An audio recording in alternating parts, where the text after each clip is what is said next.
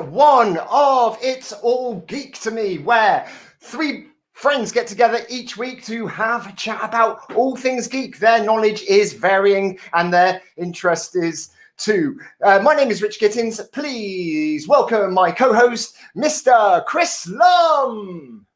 Hello. Hello, Lummy. There he is. How you doing, mate? You okay? I'm all right, thank you. Yes. Oh, fantastic. And we've got another mate, and it's our other co-host. It's Mr.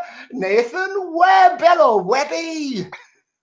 Oh, hi, guys. Oh, how you doing, mate? You all right? I'm all right, yeah. Now, okay. I should really point out that Chris Lum is an impressionist. You may have seen him on the Russell Howard show doing impressions, and he's also a comedian. And Nathan is a singer-songwriter and an apprentice Lego master. They've got some fantastic Lego behind you there, Webby. Thanks, man. What I'm have an you got? amateur, I'm afraid. Let's show us. Show us what you got. Well, I've got a bit of Star Wars Lego. I've got a Mandalorian one. I don't know if you can see that. Nice. That's what is it? One of them guys. Scout Walker. ATST, I believe. Topical. Moves its head. Oh. What are you looking at? Who's going on? Hey. Who? Hey. Yeah, there's that one.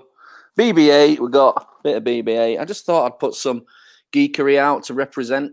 This is the living room, so it's currently all Christmassified. It's not actually the designated like man cave or anything, but hey, you get what you pay for. Well, why not get the Lego out? I mean, it is a time for us to celebrate all things geekery. And Chris, that's a fancy hat you've got there, Mr. Indiana Lum. How you doing? Yeah, it's my Indiana Jones. I put it on because my hair's terrible. Always. Well, So any chance I get to disguise it, you're gonna have to show them. I didn't have an hat. Yeah, you got to show the hair. It's good. Come on. Get it over and done with. Look at that. It's massive, isn't it? Oh, that's fantastic. That's a Hasselhoff head of hair. It is. Audience, you probably don't know this about our friend Lummy, but you see that 5 o'clock shadow he's got. When we started this 3 minutes ago, it was clean shaven. The guy can burst a beard out of nowhere. I saw him the other day on the FaceTime, and his hair was short. Just grows like wildfire. It does grow, yeah. It's like Homer Simpson, when he has a shave and it comes straight back. Yeah, it's like that. It's a curse, though. It's a curse. I know. It occurred to me the other day, gents. It's kind of. I think it's actually perfect timing that we decided to do this show now, because we've known each other for 25 years this year. What better way to celebrate 25 years of friendship than to fall out online in front of lots of strangers? You're right, you son of a argue bitch. over Star Wars. Are we allowed to swear on this show? We haven't got the ground rules down. I don't know. I think we should point out that we will be reviewing the latest episode of Mandalorian later on, and there will be spoilers, but we will give you plenty of notice when that segment comes up. But I think we can have a little It's for adults, isn't it?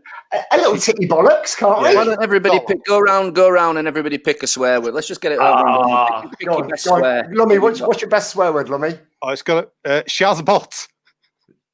Shazbot is your favourite swear word? Like mock from Orc, Oh, okay. Fantastic. Shazbot. You live in a PG household. I do. No, I mean, shitbag. I don't know. No, look. All right. No, it's got to be the F word for me. I say it quite a lot. I shouldn't really, but yeah. Fuck it. Which one? There you go. Yeah, look at that. You man. You're a man, Lummy. And what about you, Webby? What is your favourite swear word? Or what swear word are you going to use tonight? I'm going to say it's Christmas. I'm going to say jingle balls. Jingle balls. Nice one. I don't know why, but nincompoop came to mind, but it's the least. Steady on. Whoa! Steady on, lad. Jeez. Oh, no. That's it. I didn't know there was language like that. Let's forget it. Oh, I just realised shitty balls. There you are, shitty balls. I just realised Nate's got a similar top on me. We didn't plan that. No, we didn't. We went for geek t-shirts. So I mean, maybe we should. Yours spells it out on the tin, Lummy, what that is. But what's yours? Get-ins? What you got on there? See if anybody can guess what they're from by the end. I mean, mine's pretty obvious. There we go. Hawkins High School, 1983. Anybody out there got an answer? What's that? I wonder what that could be. And what have you got with this one? I've got. Can you see it? Abe Froman's Sausage King of Chicago. That's mine. Any ideas out there, guys? Comment, and we might read it out. That's right, ladies and gentlemen. We will be having the comments open for the show tonight. Oh, God bless us. So please feel free to comment, get involved in the show. It's an open discussion. It's as much for you as it is for us. Now, we're going to be getting on to the next segment, and we are going to be talking about our geek news. What's in geek news this week? Nathan, what have you seen? Heck, there's so much, man. I don't know if anybody noticed, but Disney kind of did a big thing this week for the investors where they announced that everything to do with all the stuff you loved as a kid is now going to be a TV show for your convenience. As long as you pay your $6.99, $5.99 a month or whatever it is for Disney, you'll be able to watch in the future such delights as Obi-Wan with famous acting guy Ewan McGregor. You might recognise him from such films as Down with Love, classic. The He likes riding motorbikes. He played a Star Wars once. It wasn't the best Star Wars. Let me just look. We got a comment. Stranger Things. Rob Popple wins that. Yeah, t-shirt. Take it off and get it in the post.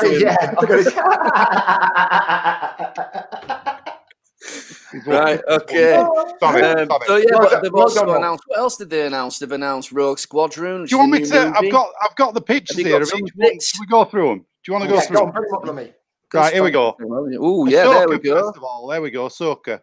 So just for those of you that have missed it, that is a character that people have been dying to see on the screen for quite some time because she was in the cartoons, the Clone Wars cartoons and Rebel, all those cartoons. I haven't seen any of the cartoons. Some geek, but I haven't seen them all. But it's a character that has been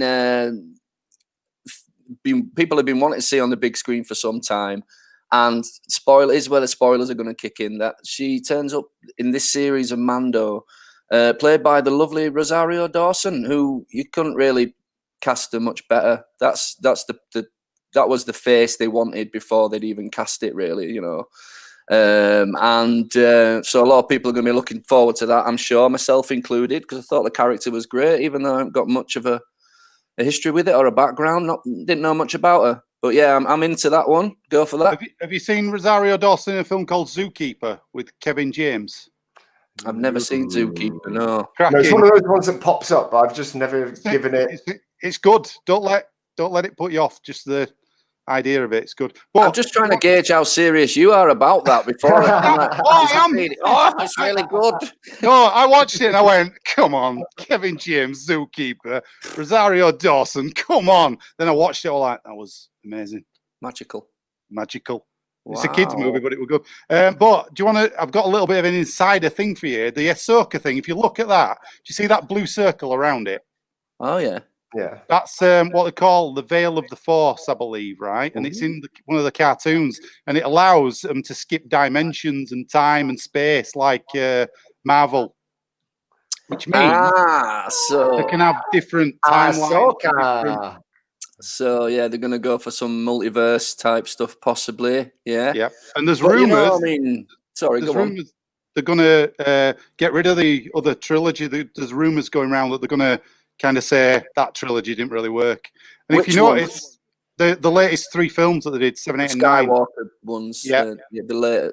And if you notice, all the new things, all the new shows have got nothing to do with any of the characters from the new films. None of them. Oh, okay.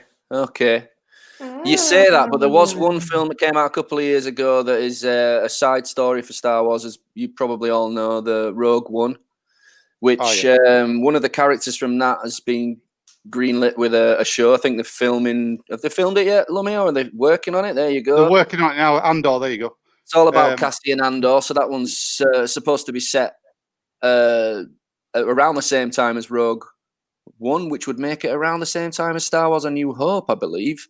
So yeah, lots of potential for crossover characters popping in, all your favourites.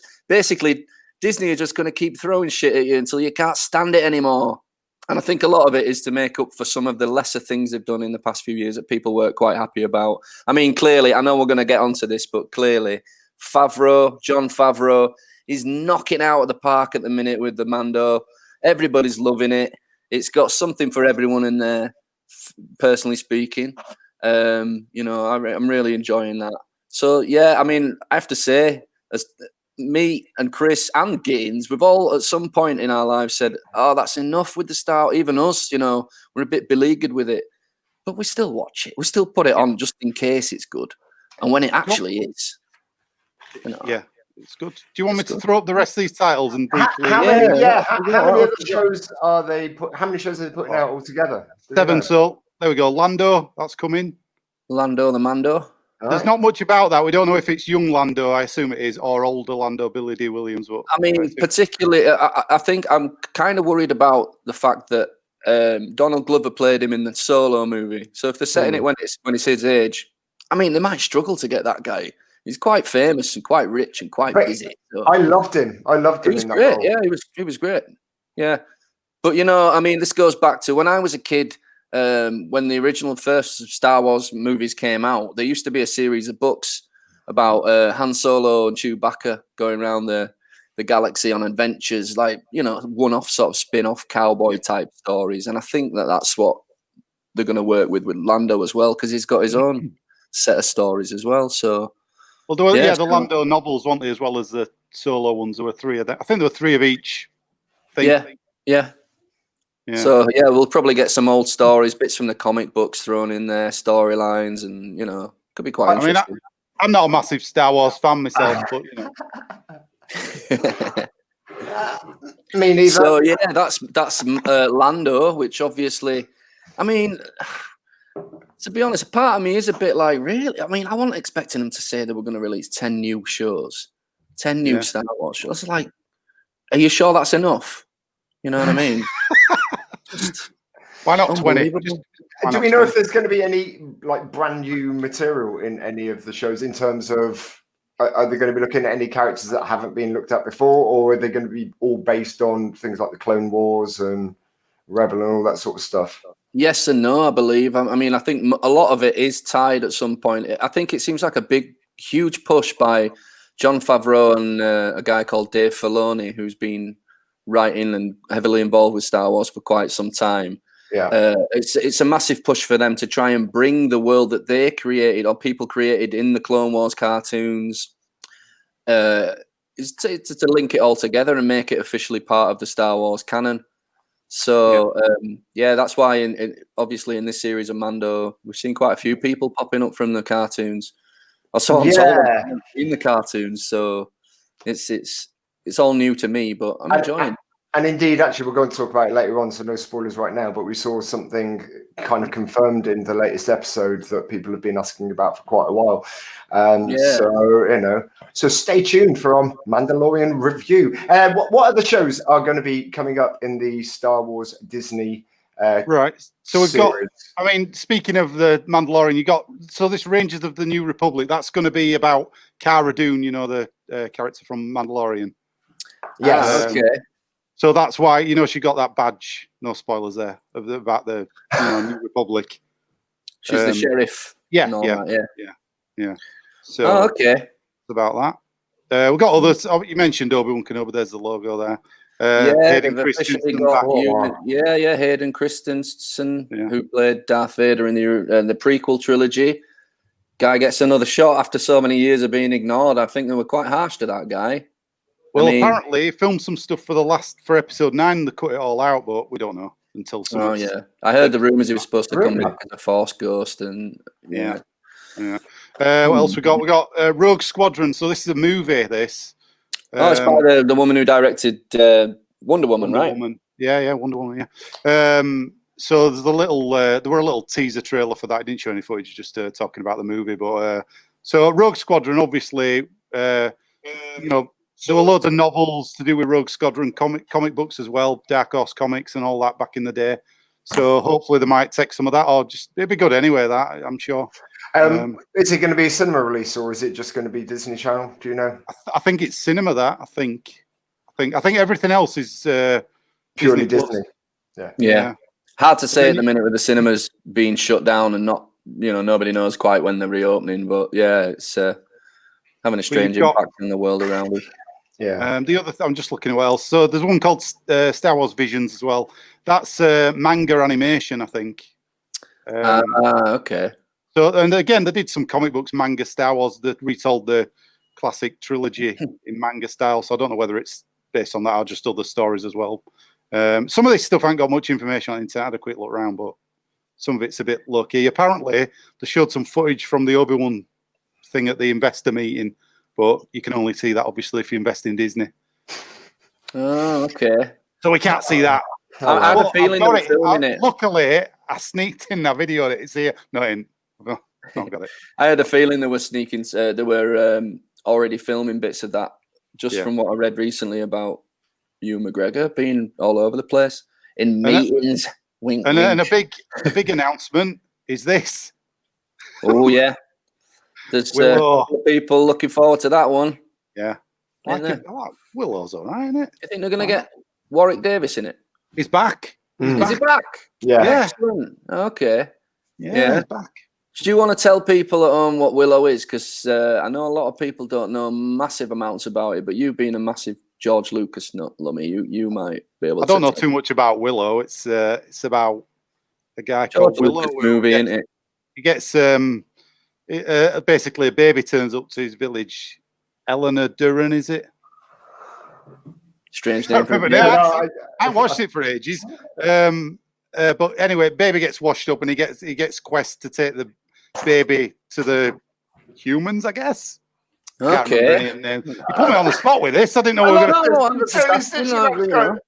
Hey, Lummy, this thing I have absolutely no knowledge of whatsoever. Why don't you tell people all about it? I honestly thought you were a fan of the movie because you brought it up. Massive. No, I just thought bringing it up because they were in the news. Val Kilmer's in it, plays Madigan. I remember that. Yeah. And he swings his sword about and has a character moment. I get those two films. I get that film mixed up with Princess Bride. It's got a very similar feel to me, even though they're completely different. But I know it was George Lucas had big hopes at the time that it was going to be, it was going to take off, and it didn't do very well. And there were some novels. They wrote some sequel novels to Willow. Actually, they came out, and I think people bought them. So I'm sure there's some fans out there. I'm amazed there were no Indiana Jones announcements. There has been, but it wasn't on that. It wasn't on that thing. I read something today on this thing called the internet. I just discovered it, man. Like, there's all sorts of things on there. But yeah, no, I read that they are planning to release it in 2022. Right. It's sort of been slated for being filmed. The fifth Indiana Jones movie. Harrison Ford's attached to it, and James Mangold, who was the director of Logan, I think. Oh yeah, that's right. Yeah. He's quite a good director actually. I can't remember exactly what it's done. Let me have a little Google. This is the beauty of technology. You can right here and just have a little Google while you. I thought they'd do an animated series by now of Indiana Jones. I mean, they own it, so why not? I'd like to see another Indiana Jones Chronicles. I just think I used to love the Indiana Jones Chronicles. It was good show. Yeah, it was great. Underrated. I'd rather never see Indiana Jones again than see a subpar Indiana Jones. Do you know what I mean? If you're not going to make it really, really good, then don't waste my time. Because when Crystal Skull came out, I was working at the cinema, obviously projectionist, and I put the staff screening on for everybody, and I put it on, and I swear everybody sat there going, "What is this?" It was so weird. It was just like we couldn't believe it was an Indiana Jones film. It was so strange, and I first watched Crystal Skull. Sorry for interrupting. I first watched Crystal Skull on a really dodgy copy, and it was horrendous. It was absolutely pap. But then I watched it about 3 years later on a decent copy, and actually having such a low opinion of it the first time round, it wasn't that bad the second time round. Of course, there are bits in it that you're like, what the fuck? But genuinely, it wasn't as bad as I thought it was the first time. I tried it. I tried to watch it like you, with a bit of optimism, with a fresh pair of eyes. And honestly, it's not for me. I'm going to be nice. I could rip it to bits. Literally, for me, every couple of minutes, there's a stupid, ridiculous scene in it, but that just doesn't fit. And but. It is what it is. If you like it, you like it. I just wish it was more up to scratch with the other ones, personally. But that's why I'd like them to bring in Indiana Jones Chronicles, because obviously you're not going to get anybody who's going to be as good as Harrison Ford in that role. So you may as well just take it to younger Indiana Jones. Well, allegedly, that's what Lando's going to be. Yeah. It's going to be that sort of that feel. That's what I read today. They actually name-checked young Indiana Jones Chronicles, and and said that that's what they're going for. So, Right. watch this space. So what else are Disney Plus churning out? Is that it? I think that's about Is it, really. it? I think we've been. Sorry, it is. I think we've been through it. Is it bollock? Oh, sorry. No, it is. Yeah, that's it. Is. I think that's it. I think that's all we've got. Oh, we got Clone Wars: The Bad Batch. Well, after the Clone Wars, that's Bad cartoon Batch. animated series about the First Order, not First Order. What do you call them? Clone Trooper things. I don't. Oh, I don't. Yeah. I think I know what you mean. Yeah. So there's that, and I think that's it, really. And any other news from the World of Geek? Anyone else got anything? Tons of it, but I think we should get on to Marvel next week or something. Yeah, there's been a lot of news from so you know why they did the same thing with Marvel that they did with Star Wars and announced 10 TV shows. 10 of them. So all the characters that you don't give a crap about in the films, who don't get much screen time, are now going to have 10 episodes each for you to troll through, allegedly. And we've also got on Tuesday 2 big gaming updates. You've got the new update for GTA for the island, and that's going to come out. So it'll be interesting to see. I've had to delete loads of stuff off my hard drive to create like 80 gigs worth of space to be able to deal with that update. It's brilliant. And also on the same day, Fallout 76 are doing another update. They're going into the next season.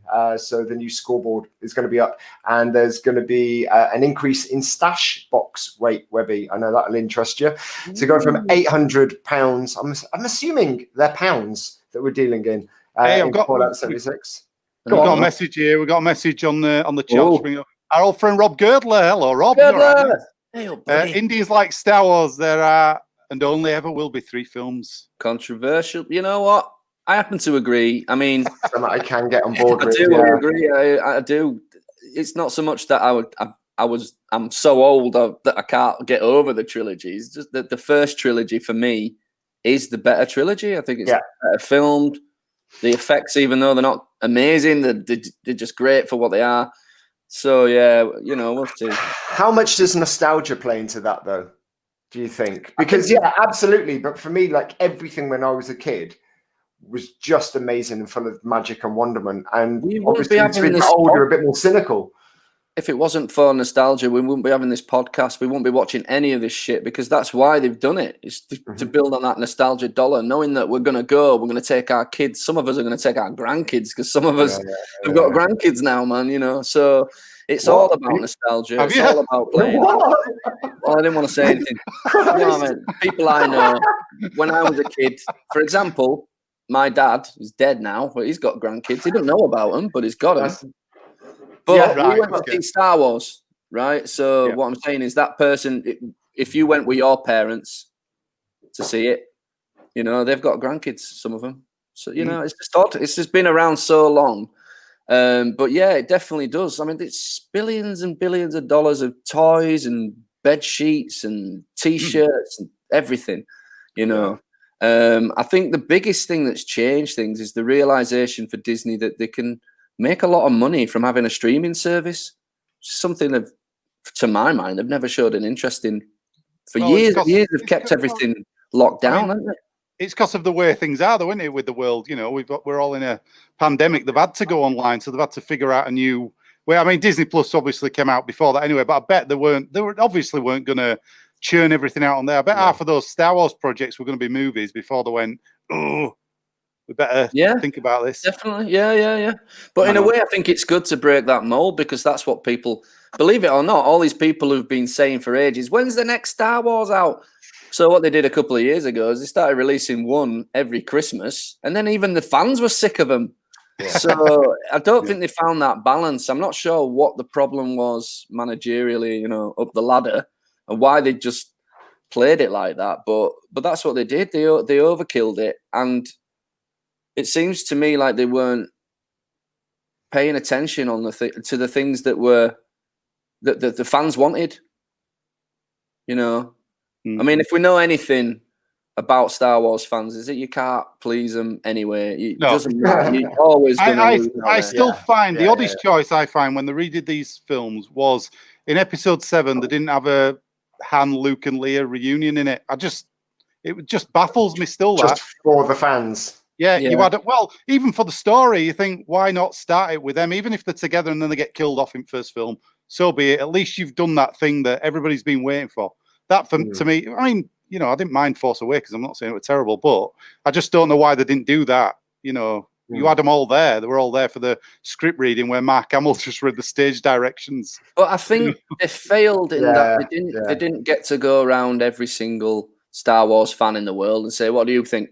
What do you think about this?" They had to do something, didn't they? Shit. I mean, that to me is a no-brainer, though. Everybody has been waiting to see those three back together. That's it. And then, then you've got the other factor, which is, R2-D2 and C-3PO. You've got me started on this now. They're supposed to be the storytellers. George Lucas said that originally, didn't he? They're the storytellers of the entire thing. It's told through their eyes, yeah. Yeah, and then they're the linchpin, aren't they? Because they carry the story through every movie. You've got BB-8 at the start of the number 7, which I thought was a good droid and everything. It was quite cool. But why couldn't that just been R2-D2? Could have easily. And you've still got that narrative. Yeah. It wouldn't have made any difference, Yeah. I mean, I don't know. It's just such a big can of worms. At least they tried. At least they tried something. Personally, I didn't think they rounded off the new trilogy in the right way. But every film has got really, really excellent points and really excellent bits of it, and then some really dodgy bits. A lot of people hate The Last Jedi. I thought it was cool. I liked it. I mean, it is pretty holy, it's quite some plot holes in it and stuff and some weird things going on, but it had balls. It really did to subvert your expectations. After watching The Force Awakens, you go into the second movie thinking, right, this is what's going to happen, and the director of it decided, no, fuck that, I'm not going to do that, I'm not going to give you what you want, I'm going to play it a bit different. And for some reason he managed to Jedi mind trick the producers and they went, yeah, great idea. And then they bottled it at the last minute. And when the third movie came out, all that story setting up that he did in the second movie got thrown out of the window, and they just let JJ come back in, JJ Abrams come back in and do what he does. Well, the biggest mistake was they didn't plan it out. They didn't know what they were doing. And from a company who owns, does all the Marvel movies, and there's some meticulously planned. You think, why didn't you have a roadmap for this stuff? The whole idea of number 7 was they were trying to find Luke Skywalker, and they've got a map to him, and then she gets there and he goes, "No, I don't want lightsaber. I didn't want to be found." You're like, well, then why the hell did you in that last movie have a map to find you? And that was a whole plot. Idiot! Just don't tell anybody where you are. Yeah, it didn't work. It didn't make sense. But anyway, do we know whether the scripts for all those films were written in advance of the first film being written, being filmed, or were they written as they went along? And that is, was it Ryan Johnson who got to do the second one? Yeah, he got to write his own script, and when he took it to them, this is how I imagine it anyway. He took it and he said, "Right, there's your script," and they went, "Whoa, this is a bit crazy. This is a bit different. Well, I don't know if they're going to buy that." And then one guy in the corner went, "Hang on a minute, maybe he's onto something," and they just give him several $1 million and just said, "Crack on," But the third one, they got another director in, Colin Trevorrow, the guy who directed Jurassic World, and they tried the same thing, but they bottled it halfway through when the guy was filming the film, and he'd already got people in for characters that aren't even in the movie because they all got cut from the story. Full script. It was a bit different, a bit ballsy. You can find the script for that original premise for Rise of the Skywalker online, and I aren't saying it's great or anything, but it's very, very different. It's totally different to what we got. It's totally different to what you expected. And Rise of the Skywalker wasn't. It didn't really end up being that way because they did something really unusual when they released the trailer for Rise of the Skywalker. They gave a massive spoiler away in the trailer. Right at the end of the trailer, as it fades out, you hear the Emperor laugh. And you're like, oh my God. And then all the Star Wars fans in the world, all of them, start postulating about what's coming and why is Palpatine in it? And by the time the film comes out, they figured out what's going to happen, and they were right just from hearing that laugh. And that is something. But they had to get the audience back after Last Jedi, though. That's why they did it, innit? And originally, apparently, again, this is all speculation, what you read on internet. But there was supposed Matt Smith from Doctor Who he was supposed to be the main villain, and they filmed all this stuff, then chickened out and cut it all. Matt and Smith, basically, if you're watching, just tell us just give us a comment. Tell us what happened, Matt Smith. There's going to be an NDA there, isn't there? There's going to be so many NDAs they've over locked that. that down. He can't do anything. So. Oh, we've got a Challenger web. It's in the trailer. Spoiler. Oh, let me guess who that is. Hey up, Dan. How you doing? Yeah. Show your face, Dan. Don't be using a profile picture like that. You coward. Better than that. You're looking good, Dan. You're looking good.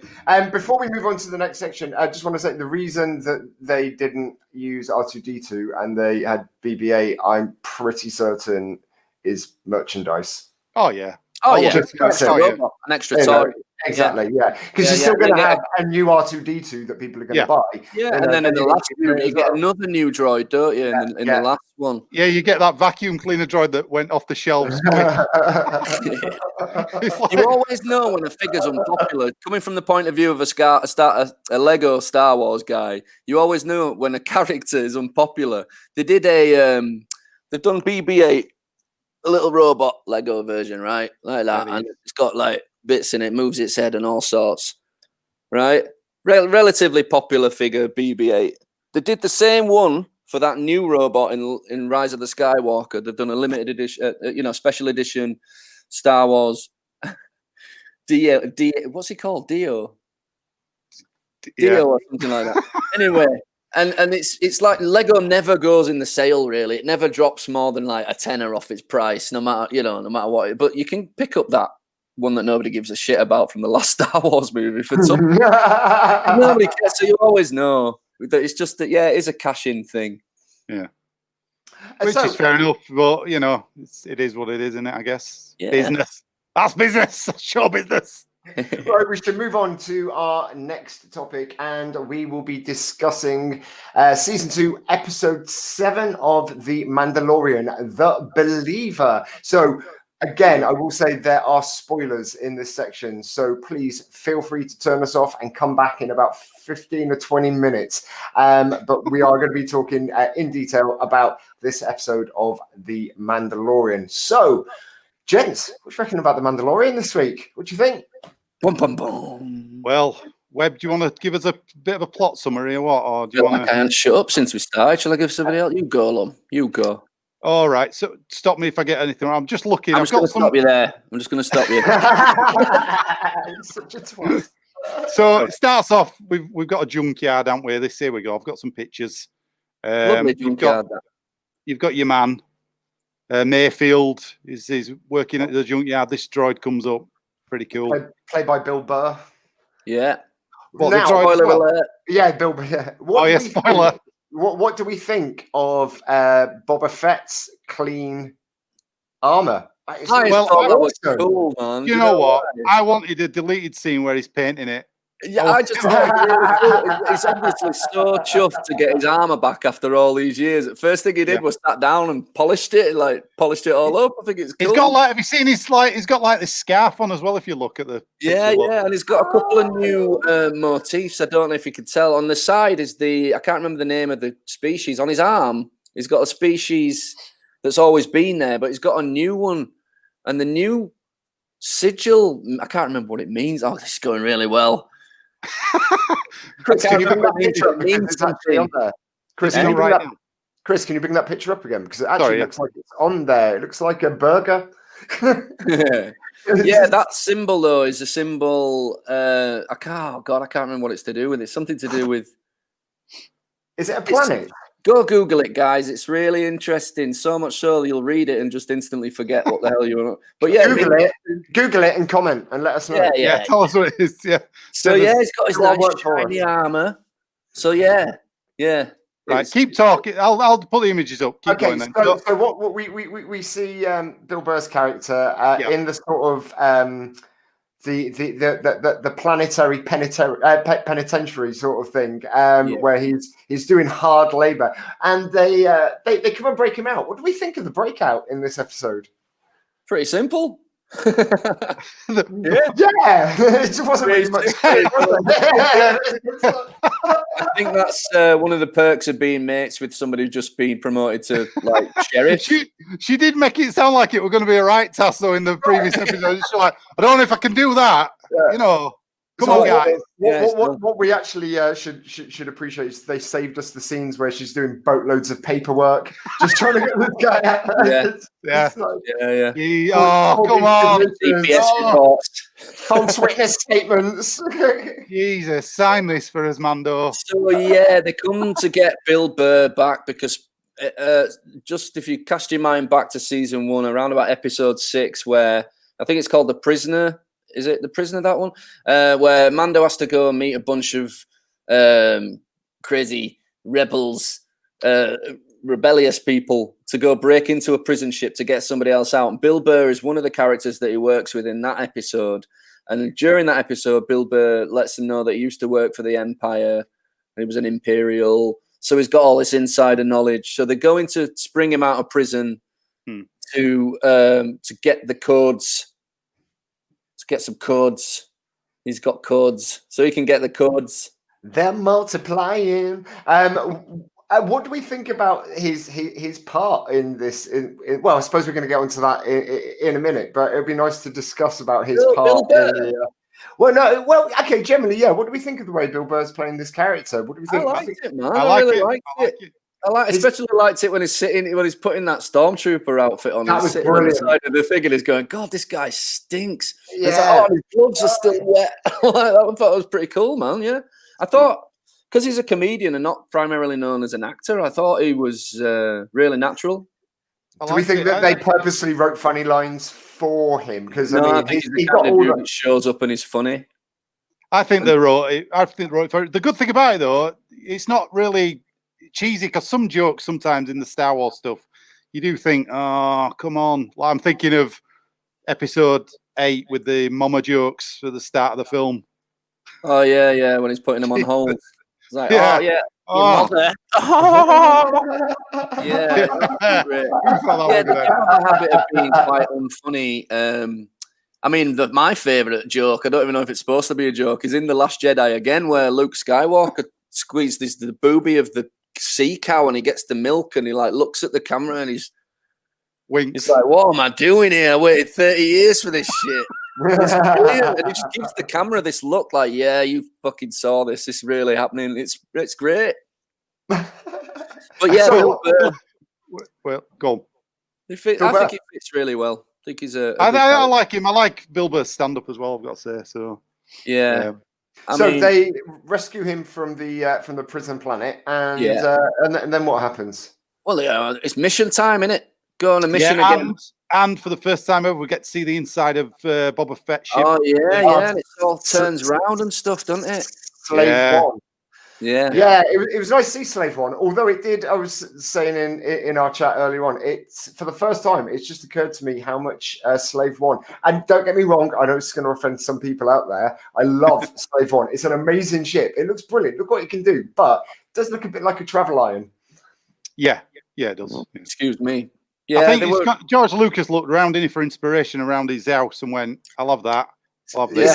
It's that trouser press spaceship that comes in the next episode. We've got a comment here. I don't know. We didn't mention this about games actually. Cyberpunk 2077, best settings for PC. Well, we will. We can talk about that in any of the news about Cyberpunk 2077. I actually haven't played it, but I've watched a lot of reviews and videos about it. It's supposed to be just amazing. Revolutionizing RPG games. Is it something that you guys will be getting, or will you wait until sort of the next generation consoles have sorted themselves out and maybe get it? I play a lot of PC, so I'll probably wait a bit. I've got so many games to play at the moment as well. It's like, I'm going to wait a bit, but it looks amazing. It does. It does look fantastic. I saw a couple of comparison shots between the PS4 version and PS5 version, and it was the first thing I've seen that's made me want to get a PS5 at some point. But I have to say, I'm not in the market to get one anytime soon. No, Simon, though, we need to tell him best settings. Have you got recommendations? Turn your modem off when you're playing it. Yeah. Put your volume up a bit so you can hear it. Yeah. Put your headphones on. Put some mood lighting down in your room just to get the glare off the screen. Yeah. And make yourself a nice the cup device. of tea so you don't have to keep getting up. A nice cup of tea, yeah. Go for a wee before you start playing. Do you guys eat biscuits while you're playing games, or do you just leave it? I eat whole nut dairy milk. I try not. We haven't all got money. I try I live not. in London, don't I? Yeah.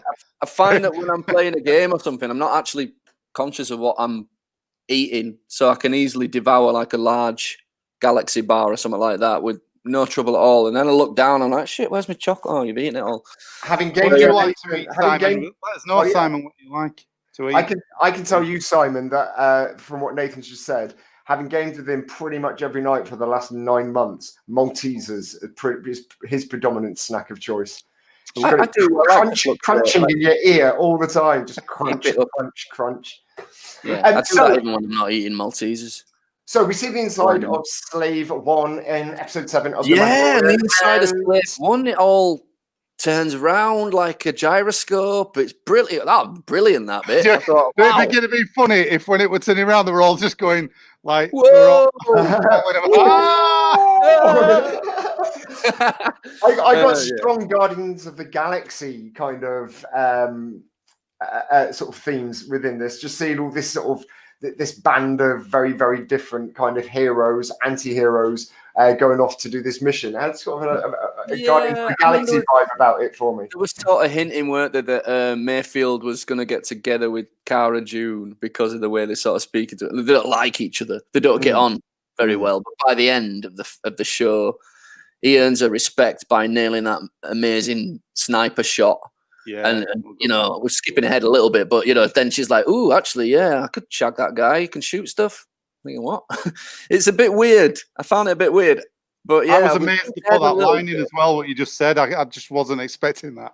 What the shag that guy? Yeah, shag that guy. I'm like, whoa, edgy, subverting our expectations there with that. But this is it. This is what we're saying. So where is it that they go to?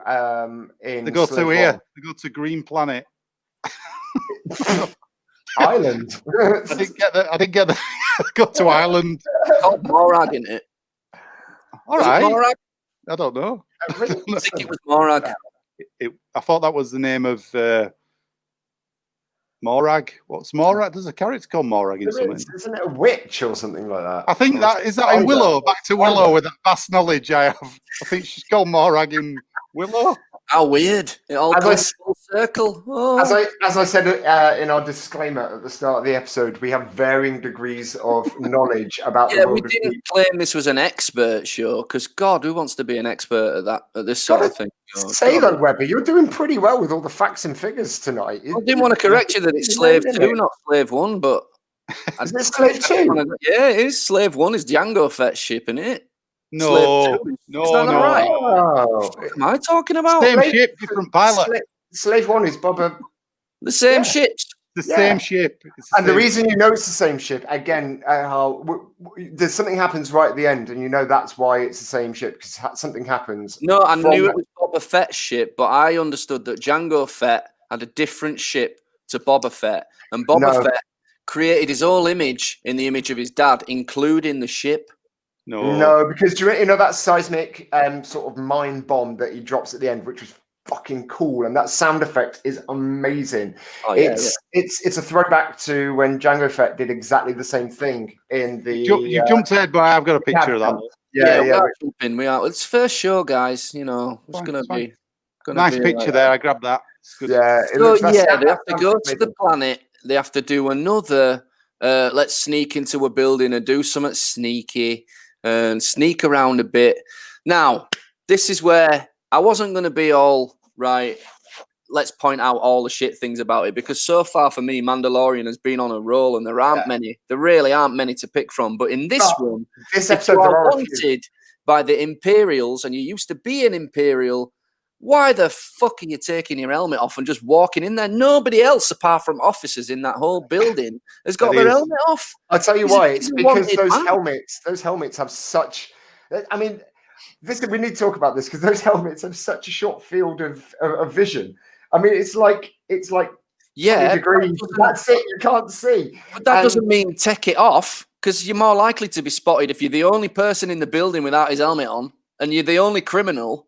Like, I just didn't get that bit, and it was a bit weird. It was a bit weird when he got out of the. I kind of thought it doesn't matter in the transport, does it? But when he got out, I was like, put it back on, dickhead. Yeah, you put that back on. I'm gonna spot you. Did anyone else? I know it's probably just me because it was very late when I watched this last night.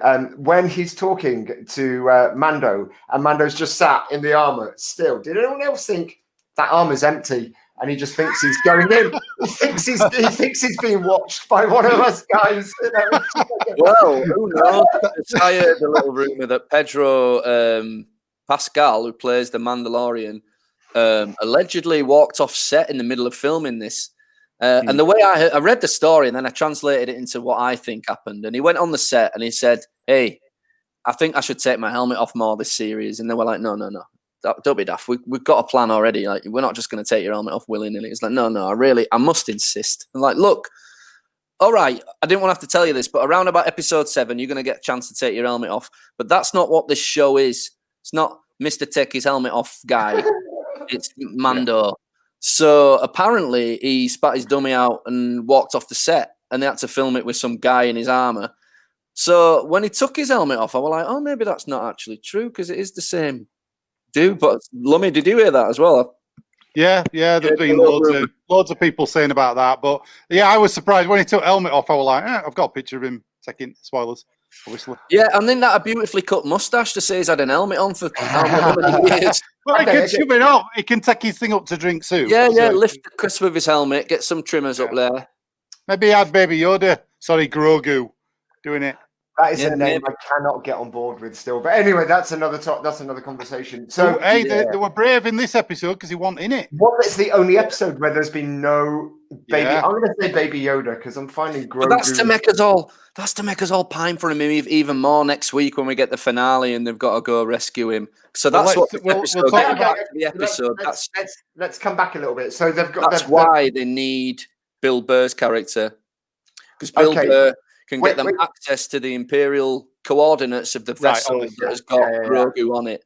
So just to round it out, that's not too spoilery, I don't think. No, that's totally fine. And I think that it's clearly setting up for a big...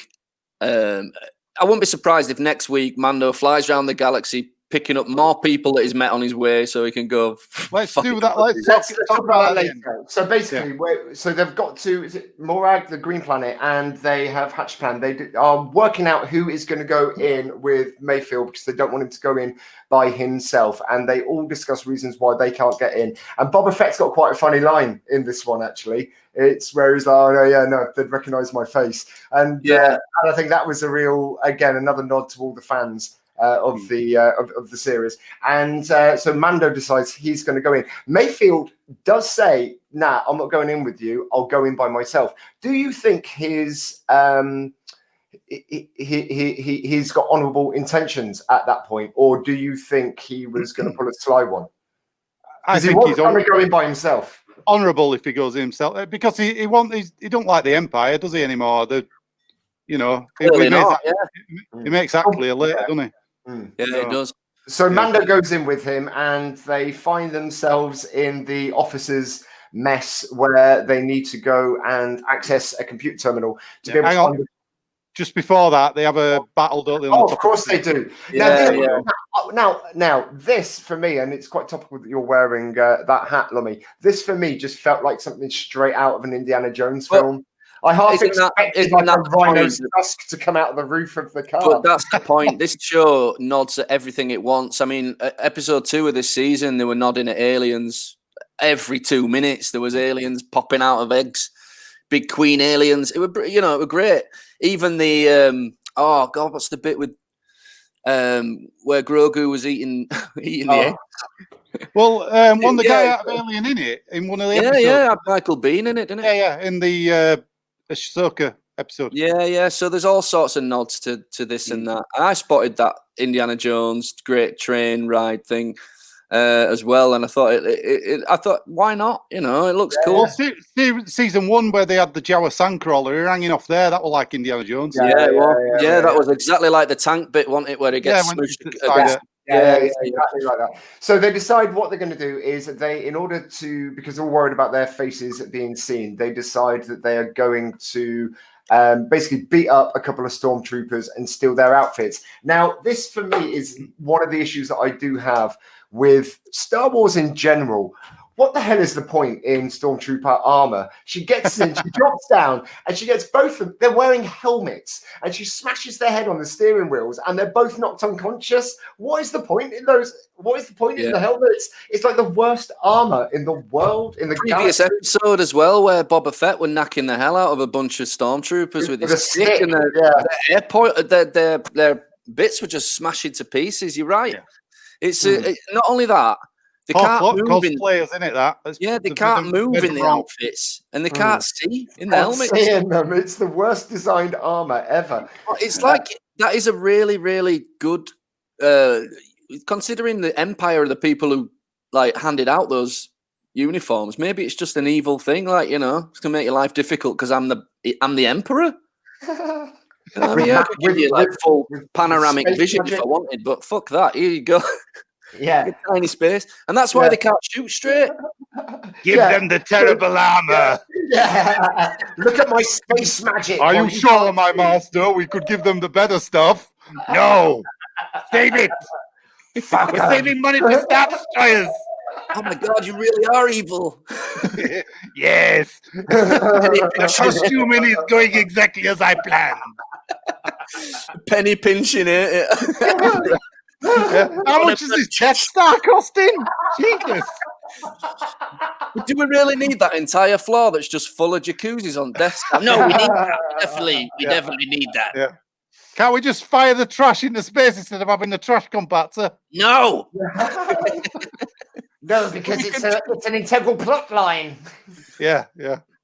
I want to ask a question about this. It's a bit unrelated, but since we're talking about stormtroopers and like what goes on with them, do space guns, blasters? This is going to sound like somebody who knows nothing about Star Wars, but just the blasters, do they have space guns? Do they have bullets? Do they run out of bullets? So tonight you actually saw that, and I think for the first time in a Star Wars story where a blaster ran out of ammo, and again it was very much it was very much out of Indiana Jones. He stood there and he's shooting away, and he's like, okay, I'm going to punch him in the face instead. Yeah, I think it might be like a charge pack. You get so many, like a battery. Yeah. That might be inconvenient in the middle of a battle. Oh bollocks! Hang on, I'm just going to charge. Plug it in. Anybody got a charger? USB. Oh, it's a Samsung. Damn it! No, it's a mini USB. Different fitting. Emperor. Well, that's. I mean, throwing back to an old film that made no sense. Independence Day, where they plug into the alien ship with the laptop. Oh yeah. Creates all them kind of problems. I use a Mac and I can't even transfer. If you sent me a Word document from PC, it takes me 15 minutes to transfer. It doesn't make any sense. It's just ridiculous. Just notice that we're at 55 minutes nearly. So basically, they hijack a mining vehicle that's transporting really volatile kind of explosives. What's it called again? Is it Iridium? That's it. Which again, Iridium. I think it's from the Clone Wars again. Iridium. I think they have used it before in previous Star Wars storylines, and it's really, really volatile. It's like a reverse episode of Speed. Everything in Star Wars, this is my argument. Everything in Star Wars. We got a comment about the lasers here. Nice thing about armor for lasers is quite light. Yeah. I like the fact that Dan, you've changed you've put your full name and you've put a little image up there as well. Because he swapped. He were on Twitch before. He was on YouTube. Look at you. Swapped across. Down with the kids. So, I mean, I don't want to literally tell everybody everything that happens in Mando episode, whatever it was, 7, 15, 7, something like that. Yeah. But I do want to say that for me, every episode this season has been absolutely brilliant. Number 2 is a little bit slow, but still good. For me, this episode was there was something imperfect about it compared to everything else they've done so far. I'm not sure what it is that was bugging me really about it, other than it just didn't. I don't know, didn't sit right with me as much as the others did. But I think because again, it's like, oh, let's go into the place and do the thing, and like, you know, there's a lot of that going on in this series. But I don't think it was a filler. I think it was more of a setting up for the final episode. It's more of a so that's what I was going to say. Moving on from this episode, which whoa. We've got to finish off talking about this one before we talk about the next one.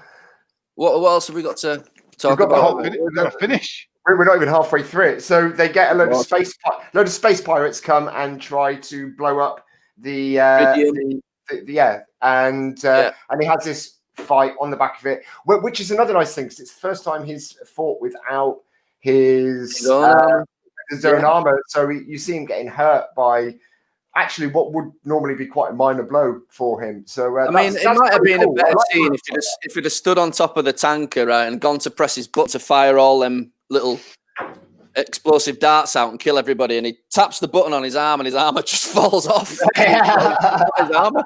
So, shit, that's the release button. Yeah. It's not Carry On Mandalorian. Oh, I didn't expect that to happen. Oh, blimey, I can't believe that. He's naked. I've got to say, guys, rest in peace, Barbara Windsor. Now, it's one of those things because, like, I work in theatre and TV, and it's one of those things where I was going to put on Twitter today going, rest in peace, Barbara Windsor, on the day where everybody competes to pretend that they knew you the best, because every single message on social media was like, oh, I remember working with Barbara. I remember I met Barbara Windsor. I remember, and it's everyone knew Barbara Windsor. But that said, I did hear a story that she would never get a car, like a sort of chauffeur-driven car home from filming or things like that. She'd often just want to get public transport and talk to people, everyone. And fair play to her. She sounds like she was a really lovely charitable person. Really lovely woman. Lovely. I watched Carry On Camping last night. In honour. Again, in honour. Nice. Yeah. Yeah, I saw a little interview with her and Kenneth Williams, where they were just chatting. It was a bit like, it was a mid-80s, a bit like Wogan or something. They're sitting on chairs talking about filming, and they were doing, what's the first one she did, Lummy? The first Carry On Spying, I think. Yeah, that's the one. And he said that she had this line and she said, I don't want to do it Cockney. I'm trying to shake the Cockney thing. I'm trying to shake it. And she was looking through, that's it. It's the glory hole with the eye looking through at her. And she notices he's there. And she's like, oh, you filthy bastard. And she squeezes the toothpaste into the hole. And she said the first take, she got it wrong and she did it in Cockney. She was like, oh, bollocks, I'm trying to be a bit posher. And the director was like, right, got it. She was like, and he got it in one take, so she just stuck with the Cockney thing. She went, oh, fucking hell, they got that as well. Brilliant, fantastic.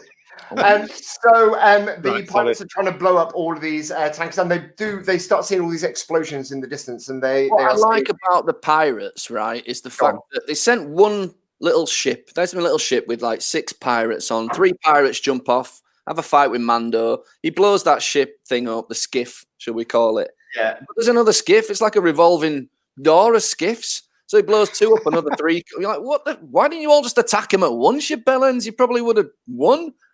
Like, no, we'll wait back. We'll hang back until you're totally blown up, and then we'll bring the next squad. I just thought that were a bit silly. But that happens in everything, though. That happens in everything. I know. Yeah. And Mando Mayfield are the only people to be able to get their shipment back to the Imperial sort of mining base. Yeah, that's right. They get back there, and that was good. It was seeing the Imperials like. Excuse me. And some of the troopers from Rogue One in there as well, the shore troopers. Yeah, that's right. Yeah, a few stormtroopers knocking about and as they pull into the place, everybody's saluting them and going crazy and like, yeah, you guys did it. So they have to play along with it. It was quite funny. The other thing is that we probably forgot to mention, which I personally think might be integral to the future episodes, is we also see really hostile looking indigenous people of the planet who are giving them all really dirty looks. And Mayfield says, well, what do you expect? The rebels kind of let them down, allowed human slavery, and then the Imperials came along and took advantage of that situation. So, that it's kind of poignant as well for what happens later on in this episode, because we see Mayfield and Mando split off away from the sort of celebrations, and they see this terminal in like an officer's mess hall, and they have to. Here we go. That's right. Oh, and the officer as well that he was talking to. That was a really great scene, because for a little while he's sort of hanging back, isn't he? While this guy blathers on about being evil and how people deserve it. And then he loses his shit with him and shoots him, which is, again, a callback to New Hope, wasn't it? With Greedo and Han Solo. Just shoots him. Pretty cool. Yeah. But the guy who's playing the officer is a really good bad guy that you might not recognize. He's the guy who played Joe Chill in Batman. Oh, right. Yeah, and he plays a good bad guy. He's in a couple of other things as well. I can't remember exactly what he's in, but it was really cool, because he had a kind of a Western approach. Usually all the bad guys are British, aren't they? They're like, oh, yes, you are going to die now. but this guy was like all Western. He was like, yeah, I can't do the accent. I don't know what that was. It sounded like Snoop Dogg. Snoop Dogg's not in this one. Spoiler alert. He is in the next one, though. So and all of the officers, all the Imperial officers, they all seem to have like real ratty sort of faces. And this guy, it looked like a rat in human form. It was brilliant casting. It would look like it did look like the kind of face you've got where you're never going to get the leading man role. It's always going to be like, yeah, but I want you to play the bad guy. It's like, yeah, but I've been practicing really hard at being doing my hero line and stuff. I've been practicing. I played Romeo in Stratford. So they get to the Imperial place. They go use the computer. Mayfield bottles it. Yeah. Mayfield bottles it because he sees the officer. He thinks, I'm going to get recognized here. This is a bad idea. And they're like, oh, what are we going to do now? So Mando, for the second time in the episode, takes his helmet off again, goes completely naked face, just like that. Naked face. And he goes and uses the computer himself. He tries it with his helmet on. It can't see him. So he takes his helmet off, and lo and behold, inexplicably, this Imperial face detecting machine says he's all right, even though it's got no record of him. Nobody's ever seen his face. But he's like, yeah, you're all right. Take whatever information you want. You want some Death Star plans? They're on page 2. We've got the location of Baby Yoda here. If you want anything else you want to know. Collect your dodgy armor from Bay 3.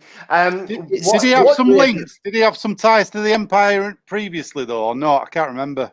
Mando. So that's what I was going to ask.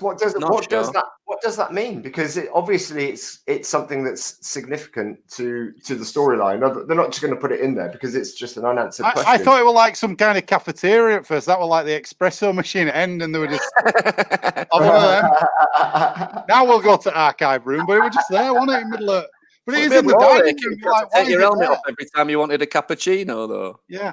And that was the code to speak to the main guy, wasn't it? Yeah. So you think, why is that in the canteen? Why is it there? I've no idea. So he uses the machine, but while he's using it, Officer Fuckface, whatever it's called, he is listed as Officer. That is his name, Officer Fuckface. On IMDb. Hey, what are you doing? He goes, hey, you over there. And Mando, because he doesn't speak Empire, he doesn't know how to talk to these officers. He just stands there like a wet lettuce. And then Mayfield comes over, says, oh, he's a bit deaf. He's had some pressurization. He's deaf. And you're like, all right. And then this was what killed me, was the line from, did you get this? From Office Space, where he goes, oh, come on, let's go file them TPS reports. I was like, TPS reports? I know what that's from. What's it from? I had a little Google. It's from Office Space. If you remember Office Space, the thing about the guy who's totally sick of working in an office, he gets hypnotized, and then he just don't give a shit about his job anymore, and it's just total relief for him, and he starts living his life. But in the film, he's got this boss, and the boss keeps coming over and says, "You didn't file your TPS reports." So they've taken stuff from all over the place. It really is just picking from wherever they want, which I quite like. It's cool. Yeah. So and he also calls him Brown Eyes. So we just call him Brown Eyes. Weird. That's not the first name. The first name that would come to my mind, be like, John, it's John. It's called John. This guy, but he's like, I can't think of names. Brown Eyes. Brown Eyes. Oberyn Martell. I mean, so the officer forces them to go and have a drink with him, and it's this quite tense situation where they're sat around the table, and then the officer starts talking about what operation was it? It was. He starts talking about the Imperial operation. I can't remember what it was called. Operation Cinder, and I think that's from the Battlefront 2 game, the single player. It is from Battlefront 2, And it just so happens that your man Mayfield was in battle. It was in that battle, and he saw all his mates die, and he knows that this officer is the guy who fucking set these people up and didn't help them. 5,000 to 10,000 people died. He watched all his mates die. So as he's talking to him over the table, you can see the resentment building up, and you're thinking, I hope he shoots this guy, and then he does. Yeah, actually, Operation Cinder wasn't it where they blasted a load of planets and forced all of the weather to change on a load of planets and to destroy a load of places. And on one of the planets were a load of Imperial troops, and they just didn't give a shit, and they just blew up all the right people. And Mayfield was in one of those troops die and things like that. So the upshot of that is they have the big conversation. He finally gets his revenge against the guy who killed all his mates, but he just shot an officer in the middle of the fucking Imperial kitchen. That's all. And there are literally thousands of stormtroopers and officers all over. So he's like, boom, boom, shoots them all. Luckily, they keep running into the room with no guns and just get shot one at a time. It's a good job. They kicked the window out and jumped out behind them. Otherwise, it'd have just been a pile of dead bodies. No, there was a bit in this that it was one of those little bits that kind of bugged me. So can you bring that picture up again, Chris? Is that right? So it was through these sort of slats, it's like the world's biggest blinds. And there's somebody in a few frames on one of the troopers has got his arm underneath one of the blinds and he's trying to blast them, but they're really high up. You just grab them by the ankle, wouldn't you? And just trip them up or something like that. You know what? I mean, it wasn't perfect, but it was still cool and it's very Star Warsy. I just thought I wouldn't have jumped out the window. I'd have just kept shooting them as they were running in one by one. It seems to be working. As we know, the entire empire one by one. As we know, your lasers are going to run out, though. Yeah. That's true. Yeah. Once bitten. So they jump out the window. Big escape. Boba Fett flies in. They jump on the ship. The ladies are there sniping people to help them escape. I do like that another shot. bit. Just going back a little bit. Sorry, just to jump backwards. When they got to the Imperial place with the Iridium, 2 TIE fighters flew out of nowhere and you're cheering for the TIE fighters. You're like, yes! 2 TIE fighters fly down and help them out in battle, and that's how they get inside. Yeah, I was like, yeah, man. That's what I found interesting about this one, is it made you see the human side of the Empire for a change. So when they're getting in and everybody's celebrating, you're like, oh, they're just people. They're just people. I mean, that is one of the things about this episode, although it is not a filler, but just more like a setting up episode.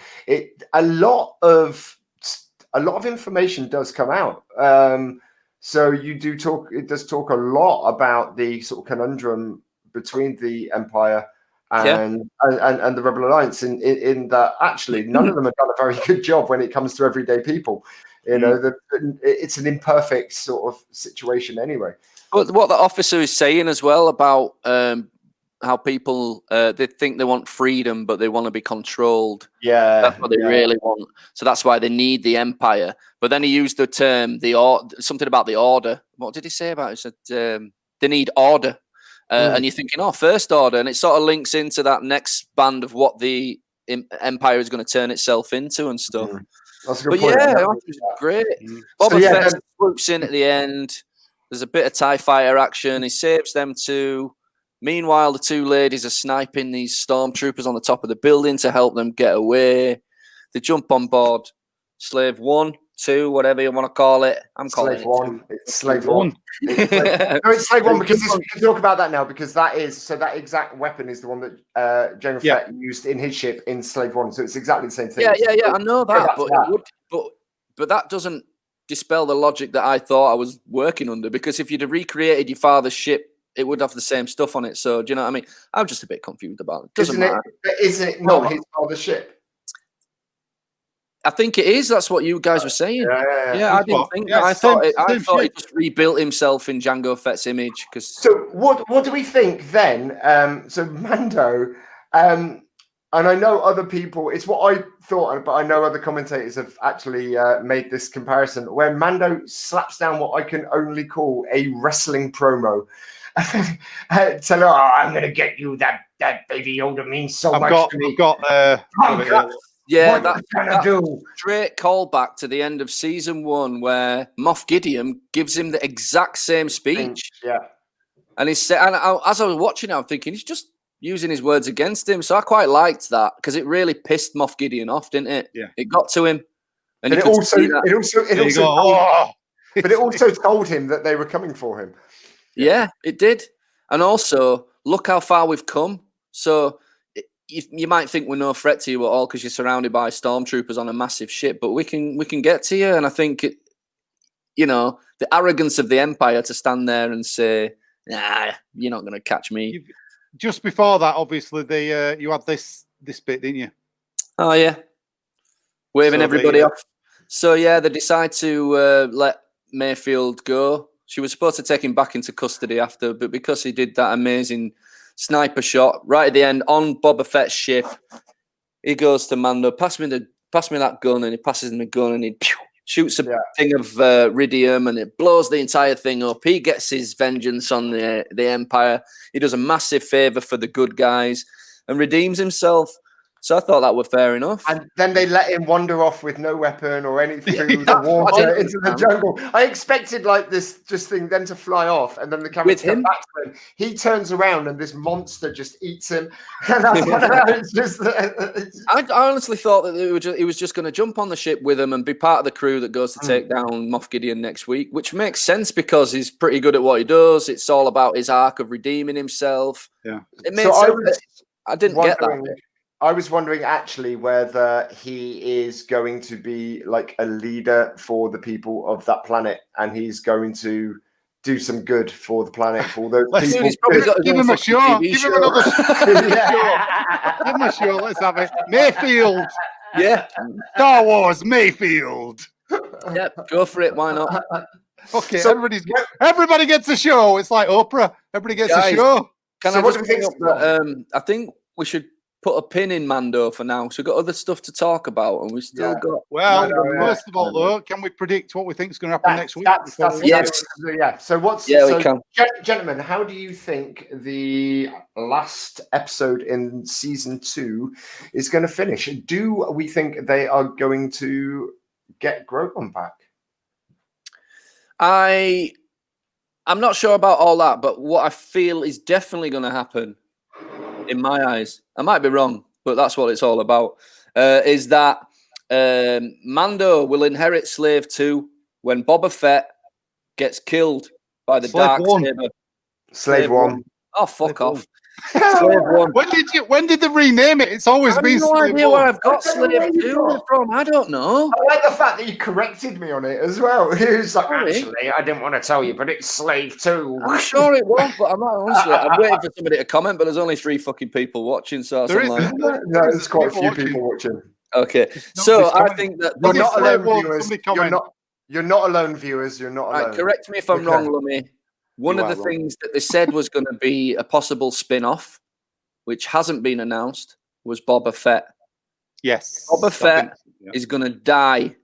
He's going to end up giving Slave 1 to Mando. It's going to be Mando's ship. And I reckon somebody's going to get killed with the Darksaber because you've got to see that thing in action. Why is it so good? What's it all about? So that's what I don't know. That's what I thought. And I also think that at some point Luke is coming back. That sounds like a real waste of clean. Yeah, right. Armor. They wouldn't have spent all this time bringing Boba Fett back. Of course they would. Kill him. No, they won't. Dude. Did you not see Force Awakens? Yeah, they're not going to do it. To your favourite fucking character, dude? No, but he wanted to die. They're not going to bring a character back. Oh, yeah. They're going to. All right, so that's what happened, right? So I write a script. You go, you're not going to kill me off in it, are you? No, I'm on about the character. I'm not on about actors or anything. I'm on about the character. They've took all this care to bring Boba Fett back, or Boba Fett, however you say it, Boba. Some people call him Boba. I don't know. Yeah. Anyway, yeah. they're not gonna bring him back into this series just to go. By the way, we're gonna kill him at the end. Well, Guarantee it. Next week, won't we? So what do you think is going to? So Chris, what do you think is going to happen next week? Right, I think I think they're going to bring. There's been all these rumors about this Sebastian Stan, is it? Yeah. Playing Luke Skywalker. There's been these rumors about it.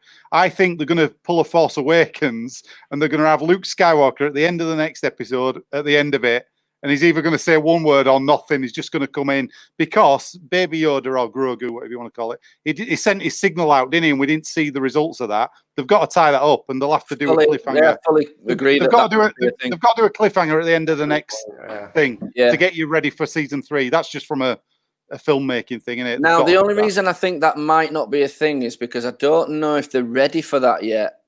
But I'm hearing so much about it that I think it's possibly true. Oh, they've done it. I mean, look at Rosario Dawson as Ahsoka. Yeah. You know, there were loads of rumors going around, and then she's in the all episode. It happened, yeah. You know, so I think there's a lot of weight to these rumors. There is a lot of weight, especially when it's from Star Wars fans that do the research and are doing all these deep hacking things and stuff. I mean, it'd be better if it wasn't all out there already, but that's what the times we're living in. This stuff. Part of my prediction was you did hear me say, didn't you, that I think Luke is coming back at some point because we were talking about it a while ago, Lummy, and we were saying who could it be, and the only Jedi's really left at this point in the canon, there aren't many, so it's either because somebody you don't give a shit about or Luke. Or they're going to bring somebody back from the dead and throw that at you, like Mace Windu's going to pop up. They were on about Mace Windu as well, but I don't know. I don't know. Yeah, although, having said that, Samuel Jackson is doing Sam Jackson. Yeah, he's doing Marvel TV shows as well. Sam Jackson is signed on. Yeah. They might have got a deal. They might have got a deal with him. I think it's because they've realised that they don't have to drop people's wages to put them in a TV show. So all these actors are like that. Yeah, bring it on. You know what I mean? But yeah, what's your predictions, Gittins? Well, I should just correct myself because I'm aware that I just referred to Baby Yoda as Grogon a few moments ago, but I just can't. Grogu, it's just such a weird name. Yeah, but you're talking about a world of stupid names, so to say Yoda's more plausible than Yoda. You've heard of Yoda for nearly 40 years. Totally. I just think Grogon sounds like quite a cliched creature name. Anyway, I don't think they're going to. Grogu. They should have called him Yoga, like in Spaceballs. That'd have been great. Yeah, I think Grogu also sounds like into the Mando. That'd be pretty amazing. But I don't think they are going to get Grogu back. I think that is going to be the cliffhanger for leading into season 3, which apparently isn't coming until December 2021. Is about right. To be fair. But they found a way of making this really, really high quality and really, really quickly. The turnaround for this is unbelievable compared to most other things. Like, you've got to remember this. We were just, when did season 1 finish? Was it last Christmas time? But that's why I was surprised it's not. It's been less than a year since. That's why I'm surprised season 3 came out in America before over here, though, didn't it? Before in UK. I saw it straight away. I won't say how. Because you went to America. Yeah. Right, okay, so basically that's it for the Mandalorian. What we're going to do next is each week the three of us are going to bring a topic that we would like to discuss with each other and yourselves. And first up, Nathan has a topic. Nathan, what do you want to bring? I got a recommendation, and I think what I'm going to do is I'm going to work on the premise that when we recommend things, we're recommending it to each other to try and get each other to watch it, because I can't be responsible for everybody, for all these viewers watching it. But my recommendation is a favorite book of mine, a series of books that I've read about 20 years ago. They did a movie version in about 2008 with Daniel Craig and Nicole Kidman, which flopped because they didn't do it right, and it was just a bit cheesy. But it's the Dark Materials series. It's called His Dark Materials. It's currently running season 2 on BBC One on a Sunday night. If you haven't seen it, especially if you're a fan of Harry Potter, Star Wars, Sherlock, Game of Thrones, things like that, it's in that kind of pedigree. It is meant to be a little bit less bloody than Game of Thrones, so it's a family show, I think. But basically, it's all about a little girl who lives in an alternative version of Oxford, England, which is in a parallel universe type of thing. It's got some common ground with our Oxford, but it's its own thing. And in her world, part of your soul manifests itself in the form of an animal So you split your consciousness with a opposite sex version of yourself that is an animal. So before you are a teenager, that animal changes form whenever it wants. So if it's scared, it might turn into a rabbit, or it might turn into something big and scary if it's trying to frighten something, you know. And it kind of reflects. Yeah, they're called a demon. Yeah, demons with an A and an E, not just an E. And it's a beautifully written book. First of all, so far the series they've done is doing really, really well for me. It's really close to the book. It's done with real care and love. Philip Pullman, who wrote the books, is a producer on it. The cast is fantastic. So you've got Daphne Keane, who's playing Lyra, who's the main character. She's the girl who played Weapon X in the last Logan movie, which I just found out. Ruth Wilson, who is phenomenal. Really She's phenomenal in it. She's great in it. She plays Mrs. Coulter. You've got James McAvoy in there as a character called Lord Asriel. Just in case you're watching it, I'm not going to tell you too much about it. But also in the back, other characters, you've got Lin-Manuel Miranda, who wrote Hamilton and is in Mary Poppins and stuff, the latest Mary Poppins. James Cosmo from Game of Thrones. And a kid called Amir Wilson, who is playing Lyra's counterpart, who doesn't really come into it till the second season, but he's from our world. Yeah, and he ends up in another world where he meets Lyra. They both end up in the same world together. They're trying to figure each other out. They become friends, and that's what moves the story next. But honestly, it's beautifully shot. It's really, really well budgeted. It's plausible. All the CGI looks great. I don't want to say too much because I spoil it, but basically, if you like things like Sherlock, it's one of the best things the BBC have done in like forever. And it's really, really cool. Also, check the books out. The books are even better because when you're reading them, they're in your brain, they're in your own head. But yeah, it's a really sprawling story that starts in one place and you think you kind of know what's happening, but it just shifts, from book to book. It just gets cleverer and cleverer, but really beautifully told. And you don't need to have watched the books to enjoy the series, because Nathan recommended it to me last year when the first series came out, and it's just brilliant. You don't have to watch the book. You don't have to watch the book. No, you don't have to watch the book. No, you don't have to read the books. You don't have to read the books. I believe before the show came out, I bought Gittins a copy of the book because I know he's a massive Harry Potter fan, and I knew that if he picked it up, he would love it. But he hasn't. But in fact, I know he would because he loves the show. So there you go. To me, I'd watch the show and I'd be like, "Well, I've got to read the book now and find out what really happens." But he hasn't done that, a lazy twat.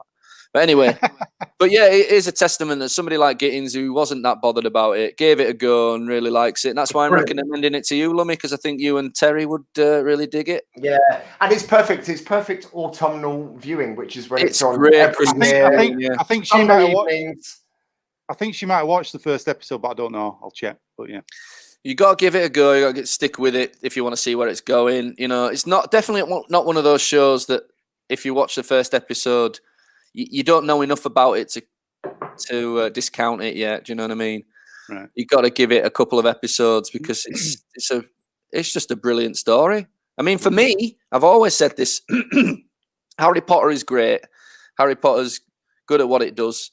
But for me, this is not a children's story. It starts out as a children's story, but by book 3, it's head-spinningly good. It's got some deep concepts in there about love and sexuality and sexual awakening and puberty and all this weird stuff thrown in there. Death, life, what happens when you're talking about matters of the soul.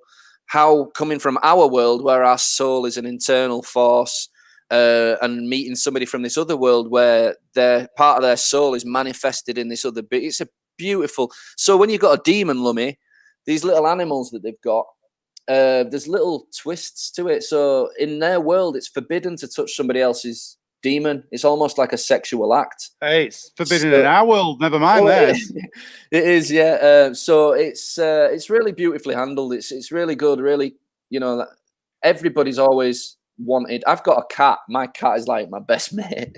You know what I mean? And I've always felt that connection.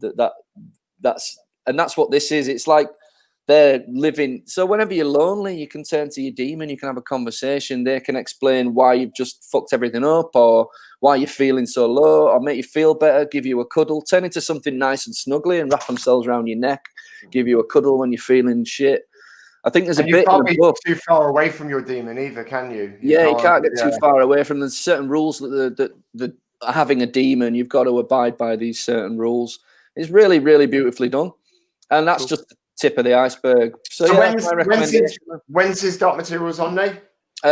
It's on a Sunday night. There's 2 episodes left of this series, so it's all on iPlayer. I think there's about 8 episodes a season. So yeah, there's a fair amount to get through. It's really worth your while if you've not seen it. Is it on at 8 or 9 o'clock on a Sunday? I don't know, because I always miss it because I'm always putting the kids to bed. I watch it on iPlayer later. So yeah, I think it's on about 8 o'clock-ish. But it's perfect autumnal viewing. Thank you very much, Nate. That's a brilliant recommendation, and I recommend it too. It is awesome, and anyone at home.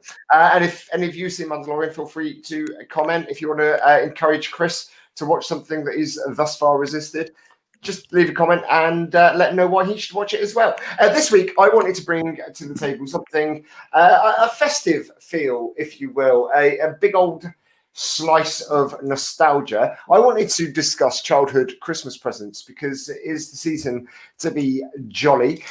So I wanted to ask you, gents, what were, and you people at home as well, what has been your favourite childhood Christmas present, your worst childhood Christmas present, and the Christmas presents that you always wanted as a kid that you never got. So I'm going to start off this week. And I just seen Chris's face drop. Have you got the pictures in a different order, Chris? No, I've got them. Oh, perfect. So my favorite ever Christmas present was the Star Wars Ewok Village.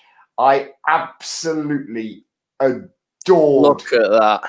It was beautiful. Amazing. It was amazing. We had some low expectations. The net at the bottom, and those holes were like slides, weren't they? That came out at the bottom, so you could put your Ewoks in, and they'd slide all the way down the bottom. And do you remember that time you got your willy out and you got it stuck in that little hole? I remember that. That wasn't just one time; that was several occasions. It was 32. I'm glad you speak so highly of me because those holes are massive. But yeah, I absolutely adored the Ewok Village. It was just an incredible Christmas present to get. What was your favourite Christmas present? Do you want a bit of trivia about the Ewok Village? I've got a little bit of trivia for you. Right. Kenner made all the Star Wars toys. Kenner Productions, you know. All right. The Ewok Village, they used the same sculpt from the Ewok Village to make some toys for Robin Hood, Prince of Thieves. Now it's funny you should say that because when I did the Google for that image, an almost identical toy came up and it had Robin Hood on it. But I think they had treetops. Leaves on it. They had leaves on the top. Yeah. Cheeky buggers. So it's different. It's not the same, is it? Exactly. Same mold. How dare you accuse me of plagiarism? I put leaves on this one. They used to do it all the time. They used to do it all the time with toys. Yeah, I know. A lot of the He-Man figures were interchangeable, weren't they? Oh, He-Man, The episode of The Toys That Made Us on Netflix, where they talk about Star Wars toys, is absolutely brilliant. It's just I watched all of them. They're amazing.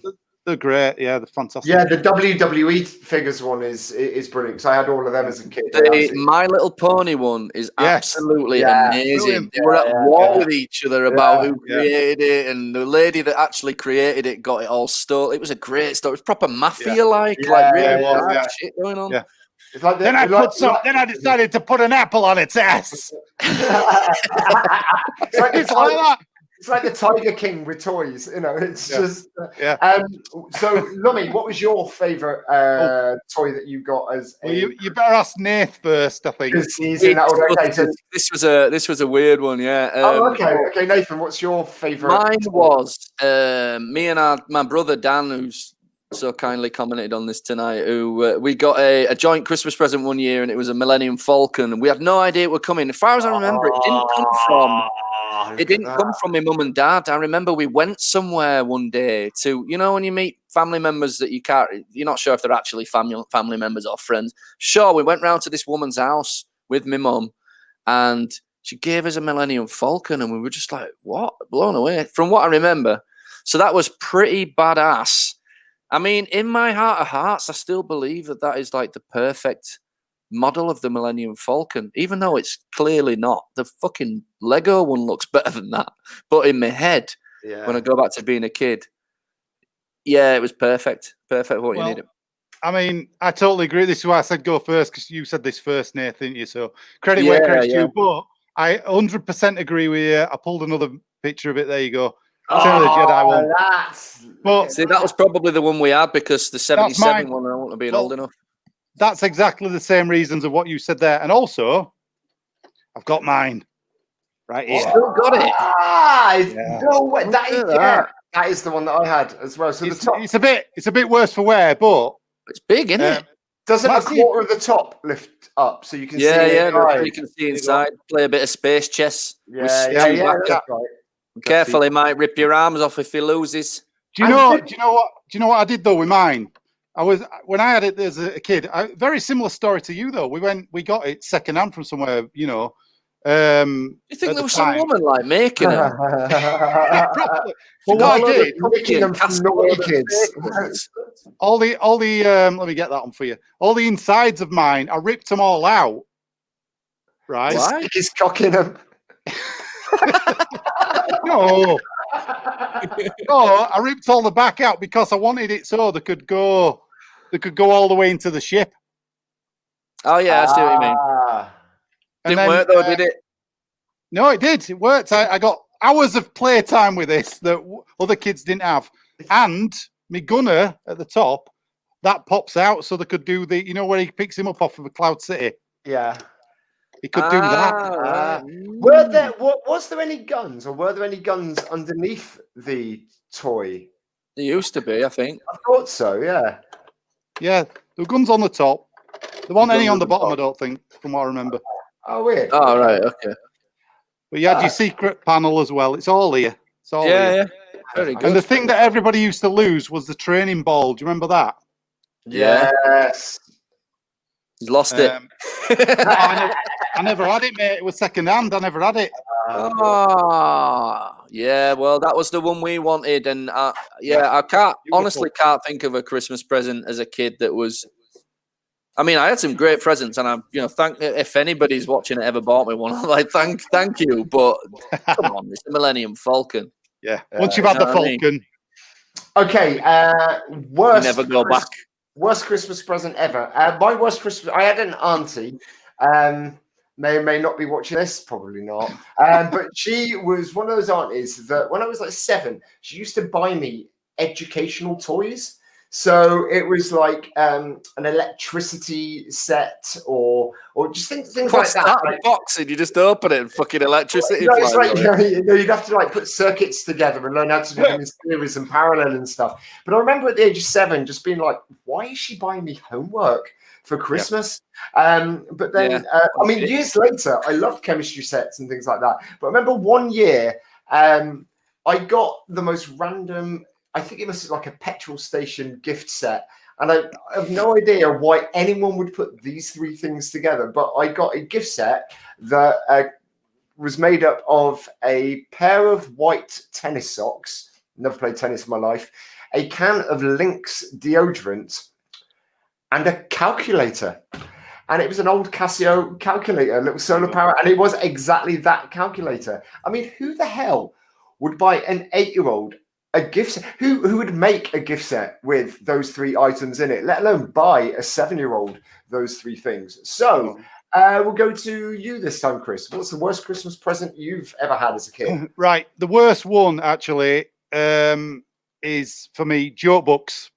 Right. You get them, right, we're talking the works. I know this. I know why. You're a comedian. 1,001 joke books and things like that. Why? Yeah. I know exactly why, Gittins, and you can confirm this. That's because they'll flick through a joke book and they'll go, that's not fucking funny. I could do better than that. Like he does with every comedy movie ever. Why did they do that? It should have been funnier if I'd have done it. That's wrong. That's wrong. No, what it is you flick through the books and they're all terrible anyway. They're all cheap, crappy books. And also, they never got the majority of jokes in them that are actually jokes. I should have got you some examples, but I didn't. There's things where it says like a statement and it's not a joke, and they've done it just to fill the book out. Yeah, and people used to get them all the time, but this happens all the time. Never tell anybody you do comedy ever, because this happens all the time. People start buying you joke books as presents. That's what people don't realize. Just because you tell somebody you do comedy, that doesn't mean that you need help to steal other people's fucking jokes. Like creating your your own joke book. That would be a better one. You know how to create a joke. I think those people are just don't understand that you get enough material just merely by being their friend. So and it kind of works out. It compensates in that way, Chris. It's fine. That's why you're friends with stupid people like me and Nathan. But that's it's not that bad. It's just one of them things that I've had quite a lot of, where you get it and go, oh, come on, give me a fucking voucher for Steam. Yeah, absolutely. Ladies and gents, if you got any decent Christmas presents or bad Christmas presents, please feel free to comment and let us know. This is a big shot of Christmas nostalgia. Nathan, what was your God, I hope Joanna doesn't comment. Fucking hell. Oh, I know what she's going to put. I know what she's going to put. Yeah. Is it the present you got her last year? Yeah. Oh, God, she was distracted to Lummy, right? We needed a load of stuff for the house. This is amazing. Hang on, Joanna won't let you buy her anything that's useful. It's got to be like something, a treat, a lady thing. Like, so for me, if I get an electric screwdriver, I'm like, brilliant, man. I'll think of you every time I'm screwing these screws in. Brilliant. You know what I mean? Or an electric shaver or something. That's great. But if you got her something like that, she'd be like, what's this shit? Yeah. You know, so last year I took a risk and I filled it. It were a really good present. Everything were individually wrapped, right? But it were things we needed that are broken. Like there were a garlic crusher in there. There were some Tupperware and all the shit that we needed. And I'd written on it. But this is my fatal mistake. I wrote on it in biro and you couldn't see it. It was a present for the house. And it certainly wasn't the first present to open. But Robin was opening his presents under this. That's my kid, just in case you think I live with like loads of weirdos or some audience of 3. Most of you know me. But anyway, Robin was opening his present. It was a bit distracting. And I didn't notice that was the first thing she picked up because he'd passed her that. There you go, mummy. Present. Open a present. So she was sat there opening it, like just disappointed in present after present. Like, what the fucking garlic crusher? Tupperware, what? And I'm like, oh, God, you've ruined Christmas, Robin. Go to bed. Okay, Batman. Sent him to his room. Yeah, I did. No, I'm kidding. So, yeah, honestly, the thought were there. It was a brilliant present, but it wasn't for her. It was for the house. It was also. Oh, come on. Oh, I can't believe she's still awake. Wow. Hey, you better get used to that sofa, kid. What else did you buy last Christmas, Nathan? Because that was not the present I thought you were going to talk about. She was a lucky girl last year, Joe. Oh, shut up. I'm not even going to that. Move on. Anyway, my worst Christmas present. Joe, feel free to comment. Chris will pick it up. No. That wasn't fair. She's so fucking non-committal. So, okay, again, I cocked up. I collect Lego. Nobody in this house really does. Well, Robin does now because I made him. But anyway, so we were playing Lego Harry Potter on the PlayStation 4, and I'm like, we don't often play games together. And it was quite nice. Like, we're sitting down and like just doing levels. And I'm like, do you like this? She's like, yeah, I like this. Collecting everything. And I thought to myself, well, I need an extra present. So I got her there's a smaller Harry Potter Lego set. And it was only small. And I said, I got you this because it's something that she never gets to do what we do and just sit and have fun. She's always fucking doing something, never really. So with all good intentions, I thought, this is for you to sit down. We could build it together. I'll build my Lego. You, but I'll be la, la, la, la, la. And she opened it and everything was fine. She didn't say anything about it. But then like 3 weeks later, I'm like, you haven't touched your Lego. Like, yeah, I'll get round to it. And then about a couple of weeks go by and I'm like, it's starting to bug me now because if you're not going to build it, I'm going to have to fucking build it. You can't just leave Lego unbuilt. What are you, a savage? So I built a Christmas present for her. Right. I just feel like a miserable piece of shit. Anyway, so thanks. Yeah, great. But yeah, you don't always remember it. You got it, baby. Whatever you want, sweet cheeks. I tell you what, don't change your mind though. You admitted that Tupperware were a great present eventually. You were like, yeah, we'd be lost without this Tupperware. Yeah, honestly. But yeah, women, what can you do? That sounded horrible. I don't mean all women. Sound horrible to going out to YouTube and Twitch and Facebook. Yeah, And, well done. And continuing the theme of disappointment, what was the worst? What was the Christmas present you always wanted but never? Again, on it. I'm going to jump in first because... Wait, you've not done your worst yet. You just told us about your Tupperware story. Oh, God, yeah. What was your worst present, Nate? My worst present, it wasn't actually mine. I tell you what, it was a double whammy because, you know, you said about science kits and chemistry sets and shit. I wasn't that kind of kid either. And one year, my brother got, for Christmas, I believe, could have been his birthday. Who gives a shit? But anyway, he got a Paul Daniels magic set with 100 tricks in it. Dan. Yeah. And what I hated about this present was he was the kind of kid that could do it. So he sat down and learnt the tricks. I'm the kind of kid that would sit down, look at the instructions and just go, ah. So it made me hate myself for not being clever enough to give a shit about learning how to do a magic trick. But, you know, joke's on him. Fuck it. What can I say? So I laughed. Yeah. When you sent that picture through yesterday, I actually wet myself laughing because I bought that for myself one day. I went into town. Yeah, last year. No, I went into town because I live in London now, but these guys both live in and around Leeds, and that's where we all met at college. And I went into town and bought myself the Paul Daniels Magic kit, that exact one from Argos catalogue, and the Teenage Mutant Ninja Turtles soundtrack. But then I realised I'd spent all my money and didn't have enough money for bus fare. And I bought the soundtrack at Jumbo Records in Leeds, and I found it in HMV for £2 cheaper. So I took it back to Jumbo Records, went into HMV, and bought the Teenage Mutant Ninja Turtles soundtrack from there. I managed to get home. Yeah, money well spent. I loved it. Awesome, dude. Cowabunga. Cowabunga, yeah. I love that magic kit. It was brilliant. Dan, I'm with you. It was awesome. Okay, so the Christmas present you always wanted but never got. Now, I feel go on. Again, weirdly enough, I picked Lummies. We picked the same one. So we had a conversation about this yesterday. He says, what did you pick? I said, I picked Soundwave. There you go. I mean, I had a lot of Transformers Beautiful. back in the 80s when they were made out of metal. I mean, we never had Megatron, but I was never really bothered about Megatron because even then it was a really shit robot. The gun was good, but when you change it into the robot, it looked crap. It didn't look like the TV show.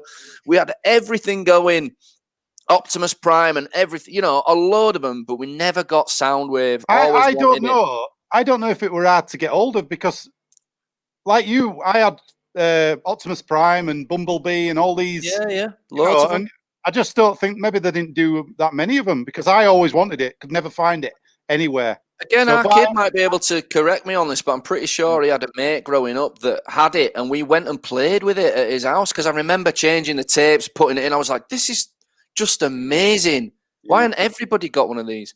So I actually did find Soundwave at I say a friend's house. It wasn't really a friend, but we heard he had Soundwave, so we all went to his house to play. Like when we were like 7, I used to live in Wales, and like it's a little village in Wales. And I remember this kid, him and his mum were really weird. They were just weird, and we all went around and we were playing kind of with Soundwave. And what was the little? Because it wasn't. There was a couple of cassettes that there were loads. Laserbeak, Rumble. So I nicked that when I was I nicked that kid's Laserbeak, and I went home, and his mum phoned my mum about an hour later, just absolutely screwing that I'd nicked this. I mean, it was a dick move. I mean, I was 7. I was a dick. Jealous. 7. Yeah, I was jealous. I really wanted. Enjoy your Soundwave with no robot tapes to play with it. I had to pretend that it was in my pocket from playing, and I forgot it when I left. Oh dear! What a dick move! What a dick move. But everybody wanted it. You're right. At least you don't put your willy through the tape hole and then have to try and give him that one. It's stuck on you. I don't know what's with the willy toy thing. I just imagine you tried to sleep with most of your toys growing up. I used to. Did anyone else feel sorry for the toys that they weren't playing with when they were growing up? I used to feel really sorry for toys that I wasn't giving the attention that I felt they deserved. Occasionally, you got to force yourself to play with that shit because you know what I mean. It's like, it's like, Centurions, you look sad. I'll play with you for a little while. But then your Transformers are looking at you going, we know where your heart really lies. Did you ever do this? Did you ever find your stash of toys before Christmas? So if you were getting video games like a Mega Drive game or a Master System and play them before Christmas. Yeah. So I did that once. My mum and dad had bought me a Game Boy with a load of wrestling games, and we were on holiday for Christmas. We were on holiday for Christmas. Fancy. And they went out that holiday for Christmas. And it was honestly, Christmases back home in England way better than abroad. For one, you sat out on a patio on a really hot day eating a hot Christmas meal. And watching your parents get pissed. Well, all the dye from the Christmas hats is just running down your face. It's rubbish. But every time my mum and dad went out, I was a kid that used to get left alone at home all the time as a kid. And it was cool. All right, Macaulay. Yeah, exactly. Yeah. I'd set up all these booby traps, and every time my mum and dad went out this Christmas, I would unwrap this Game Boy and I'd play the game. Yeah. And like, there's a couple of times I think I'd heard them so quickly wrap. Oh no, that wasn't them. It was the neighbour. Get out again. I'd be playing with it, and I must have done that about 5 or 6 times. And my mum decided about 3 days before Christmas that she wanted to move the tree to the other side of the room. And she moved the tree and she bent down to pick up my present, and it just basically fell out of the wrapping paper because the tape was so not sticky by this point. And they absolutely screwed at me. I think it's part of being a parent that, like, because I remember my mum must have thought she was some sort of present genius, or just thought, they'll never fucking check the most obvious place. And one year I did. It must have been my birthday, I think, and I was snooping around and I found something, but it was something I didn't want. So then you got to live with that shit for the next month or so. Like, oh God, I know I'm going to get this present. So you got to be careful, kids. That seems like a good idea at the time, but it can backfire in your face when it's not a Millennium Falcon, it's a fucking Manta Force. You're like, that's not even Star Wars brand. What is that shit? Yeah, I got GoBots. It's like, wow. I love you. No, my mum and dad used to get me a surprise present each year. And normally it was like a pretty good present. Like one year I got a red BMX and I was just like, this is insane. And the next year, I don't know, it must have been about 14, 15. And my mum, she just kept going da da da da da da da da da da da for about what, striptease? Yeah. So she's taking her clothes off, looking at me really weird. You're like, what? Yeah, maintaining a weird eye contact with me, and then she started like it would morph into "It's only a game, so put up a real big fight." And I was so maybe a snooker table or a snooker. I don't know. Tickets for Jim Davidson. For those who aren't in England or are too young to know about it, that tune is from a snooker game show called Big Break, hosted by the massive racist Jim Davidson. As many balls as you can. So basically, Virgo. That's a good John Virgo. Oh, was it? Thank you. I didn't know if you guess it because I didn't say his name after it. So I think before it. John Virgo. There you go. As many balls as you can. One was good when you said his name. The other one was better when you didn't say his name. I'm thinking about it too much. I can't put up with the pressure. So it got to Christmas Day, and I opened the present.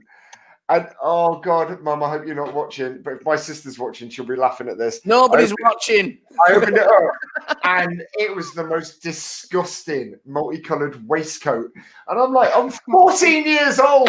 Why have you bought me this multicolored waistcoat? This isn't a good. It's not BMX. I assume the bow tie's in another pack. Where's We got a message here for you, Nath. Transformers. There you go. Yeah.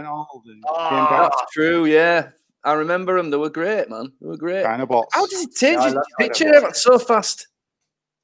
Change his picture really fast. He's back on Twitch, so he's uploaded a picture to Twitch now. I'm on it. Don't worry. I'm on it. Dan, you are looking sharp in that picture. But my present that I never got was a telescope. I know that kind of flies in the face of what I was saying earlier on about getting educational presents. But there's something different about a telescope because it's something that really Don't worry, captures viewers. imagination. It's been many years since he didn't get the telescope, and you'll be relieved to know with the aid of a couple of angled mirrors, he's been able to finally get a view of Uranus. Yeah. Oh, Wow. dear. But yeah, I just wanted a telescope. I wanted to look into space and see planets whizzing by and stuff like that. So, Yeah. But then you I realise have we got- don't do that. I have got, 10 years. I did pick a different one because mine was the same as Nathan's original. Both our things were the same. That was weird. I've got to be honest. Yeah. But I did pick a different one eventually. I thought, what else did I want really when when I was a kid? And I've come up with this. Ghostbusters Firehouse. Yeah. But surely that came out when you were like 13. I don't know. When did it come out? 18. I don't know. I think I had the Ghostbusters Firehouse. I had the car and I had the 4 guys, but didn't have the firehouse. Didn't have it. Or Too maybe. big.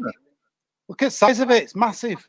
No, do you know what? I would have remembered that fireman's pole action for but I don't I mean, remember. look how excited that kid is. That could have been you. That was me. That was me in my younger when I was the Milky Bar kid as well. That was him. Actually, that was him kid- round at his mate's house that got the firehouse. I was And then thinking when he went that- home, he's like, "Where's my fucking Spengler? Where's my That- Eugene?" That kid does look like he should be in there. That kid looks like he should be in the Hitler Youth Party.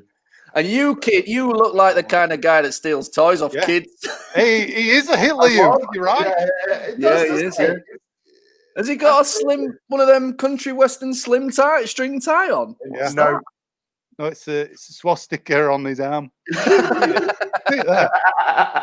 I'm gonna have to relocate to another room to plug myself in because I've got 7% batteries. Well, actually, we are coming on to the last couple of segments. We've got Chris's segment now. So, Chris, what were you bringing to the table this week?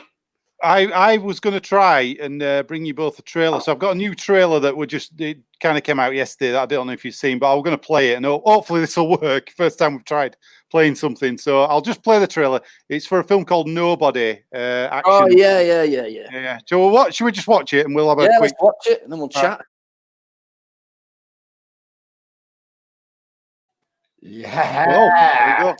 Was that a trailer? That was the whole film. I got the whole movie instead. I was just about to say that. How much did they show you in that trailer? It's like too much for me. Too much for me. I mean, that can be a topic for another week because I think that is something that we've talked about. But in all seriousness, give Bob Odenkirk whatever the fuck he wants. Whatever he wants. Better than Cole Stoll. I mean, he can do anything. That guy. Yeah. I think it's going to be really good. Yeah, looks good. And there was a scene. There was a scene where he was sat next to an old guy on a bed. And Christopher Lloyd. Christopher Lloyd's playing his dad in the movie. Yeah. Okay, I didn't notice that. I didn't see Christopher Lloyd. Okay. Yeah. No, I thought for a moment. I thought for a moment it was Mike from. Have you seen Better Call Saul? Both of you then? Yeah, I love it. Totally. It's phenomenal. It's phenomenal. Anybody watching hasn't seen it. It's one of those beautifully. The cinematography in that series is just insane. It's taken what they did with Breaking Bad, and they have absolutely just taken it to another level. There's one there's one drone shot, and it's kind of like that 1917 thing where it's just seamless. Yeah. But it goes through windows and it goes over sort of a bridge and then through a door, and it's always along the side of this van that's kind of going on this big journey. And it's about 4 minutes long, and it's brilliant. It just never breaks. It's excellent. It's an excellent show. I mean, Breaking Bad was what it was, but this has just got so much more meat on its bones for me. It was brilliant. Got a comment there. Give me the goddamn kitty cat. Hey, Barry, how you doing, love? Nice to hear from you. There was a cat at the end there as well, wasn't there? When he was sat being quizzed by the police. When he said, "I'm nobody," there was like a Siamese cat just on the desk next to him. I'll have to watch it. Yeah, nice. Really good. Go on. Sorry, I was just going to say it's probably worth saying that obviously, if you are still watching this, it's our first show and we had a lot to get through, and we're working it out week by week. We'll decide what works and what doesn't work, make things a little bit short, try and get a little bit, snappier with certain things. Just a bit more feeling it audience out today. a little bit audience only. We got excited and we just ended up talking to. Hey, that's fine. Yeah. But what we're gonna, I have got another trailer, but I didn't know. I brought us a classic trailer. Can I have a wee while trailer's on? Because I need a wee. You go for a wee, man. You want? Yeah, I'll start it. I'll start it. It's from a classic, though. One of my favourites, Planes, Trains, and Automobiles. The reason I picked it is because there's a load of stuff in this trailer, and it's always intrigued me that was cut from the film. And see if you can. Yeah. We'll talk a little bit about that after it. Because go on, then I'll play it. Then I'll play it. Here we go.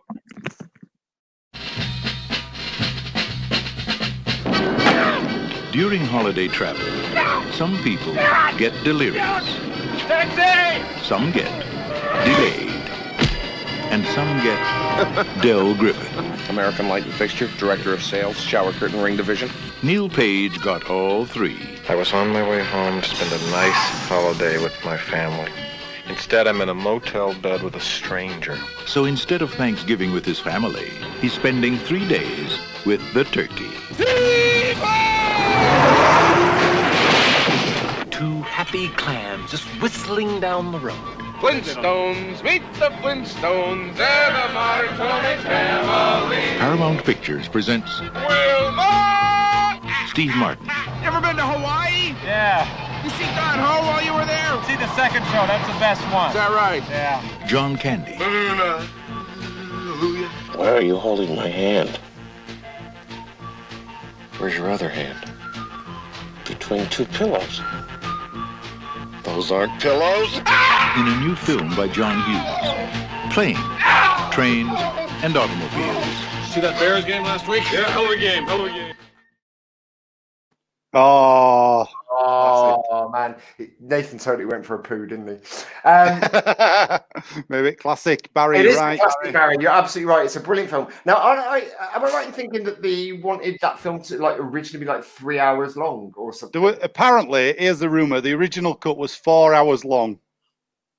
And as you can see from the trailer, there's loads of stuff in it that's just not in the film. And it's all funny stuff as well. It's all gold material. Yeah. I'd love to see it. Honestly, I'd love to get my hands on that. It'll all be. I mean, to edit that together, it'd be an absolute dream, wouldn't it, for people who love it. You know. I got a small confession. I actually only saw Planes, Trains, and Automobiles for the first time 2 years ago. Wow. Yeah. Hiya. Sorry, I took a trip to Tinkletown. So that we were saying now that Planes, Trains originally they wanted it to be 4 hours long, and I was just confessing that I only saw it for the first time a year or two ago. It's just one of those films that I just hadn't gotten around to seeing. And I think for people like me and Lummy that have loved it since it came out, finding out that there's 2 hours worth of footage that's not in the movie is a little bit I'd love to see it. Because I've heard they didn't cut it out because it was bad. I heard the performances were wonderful. They cut it out for time reasons. Right, yeah, of course. So that's different, innit? When you take a load of stuff out because it's shit. But yeah, if it's good, I want to see it all. So I found that there's only one of those deleted scenes on YouTube. Yeah. So you can see the scene where he gets on the plane with him and he has a big conversation.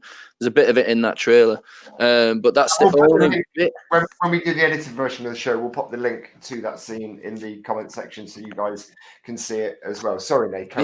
No, that's fine. I'm just saying, there's lots more footage, but nobody's ever seen it. It's never seen the light of day. Do we know if any of that footage still exists at all? I mean, is there ever going to be a point where this footage is going to see the light of day? And I think they'd have done it by now. They'd have released it because even on the Blu-ray, there's only that one scene, the deleted scene on the airplane. That's all that's on it. And you think, hopefully, I mean, it might have just gone. It might have deteriorated. Film gets, Yeah. I'd love to know what happened to it. There's loads of clues.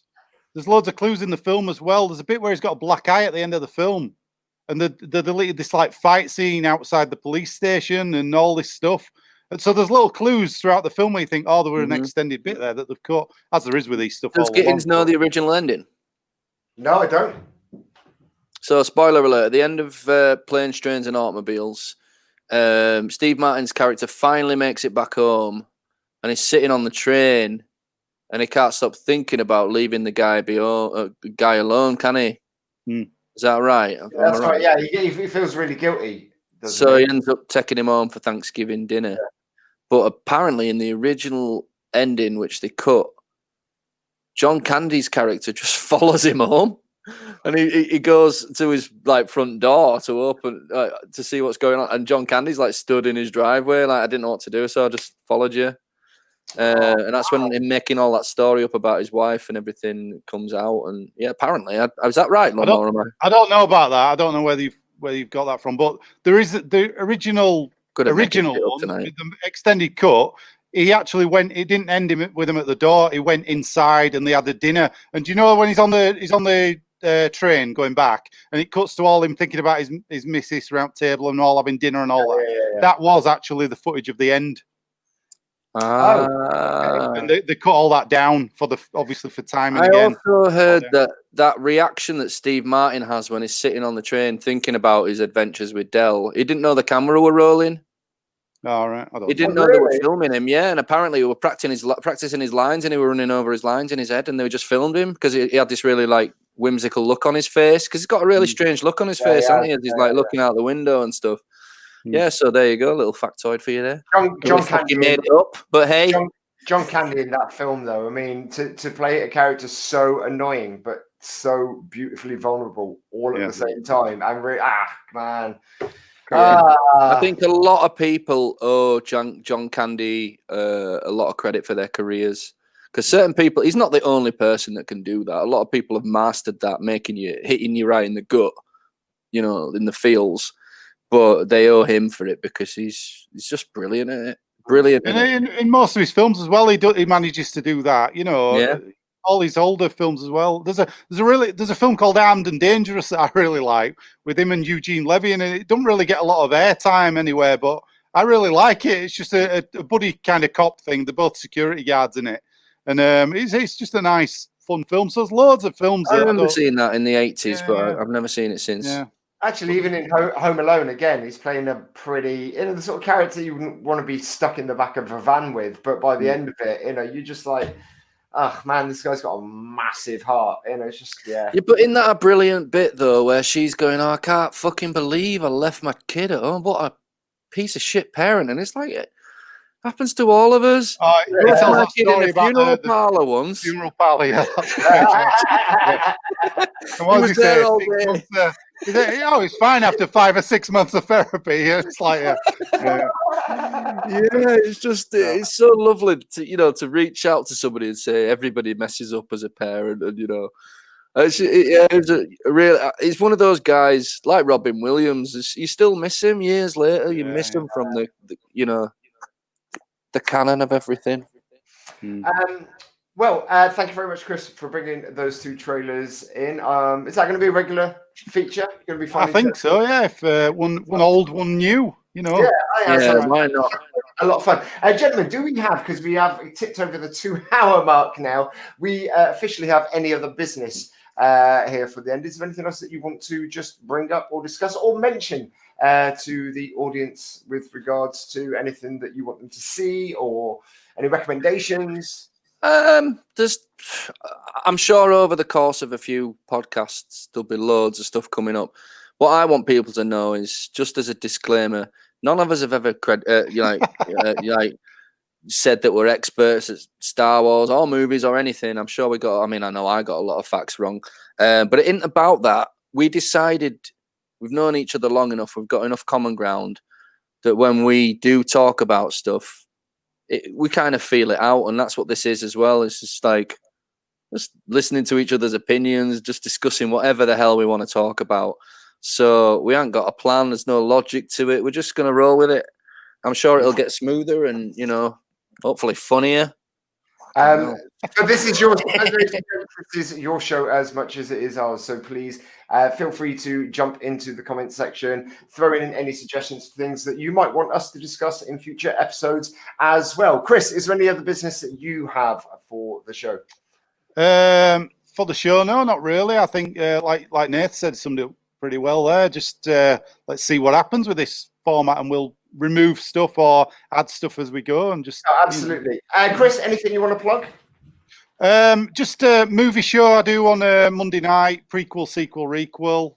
We pick a film and give it I love it. Sounds good. That you guys have both been on it, obviously, a couple of times It's a lot now. of fun, actually. Yeah. Oh, hang on, we just got a message here from Dan saying about. Let's have a look. Oh, there you go. That's good. And Yeah, good shout Schitt's down. Creek, amazing. If you've never seen it, again, Dan, Yeah. it's one of those things. Dan recommended it to me ages ago. It took me a while to get round to it, even though I'm really familiar with the people in it and I've seen a lot of their stuff. Catherine O'Hara, Kevin's mom from Home Alone, Eugene Levy, Pie Fucker's dad. You know, don't get much better. Don't get much better. It's really, really well written. It's really sharp. It's really cute as well. It's got this homely feel. It's like a John Candy thing. It's got that John It's Hughes fantastic. element It's a great to it. series. Yeah, it's really. Okay, we'll bring that up brilliant.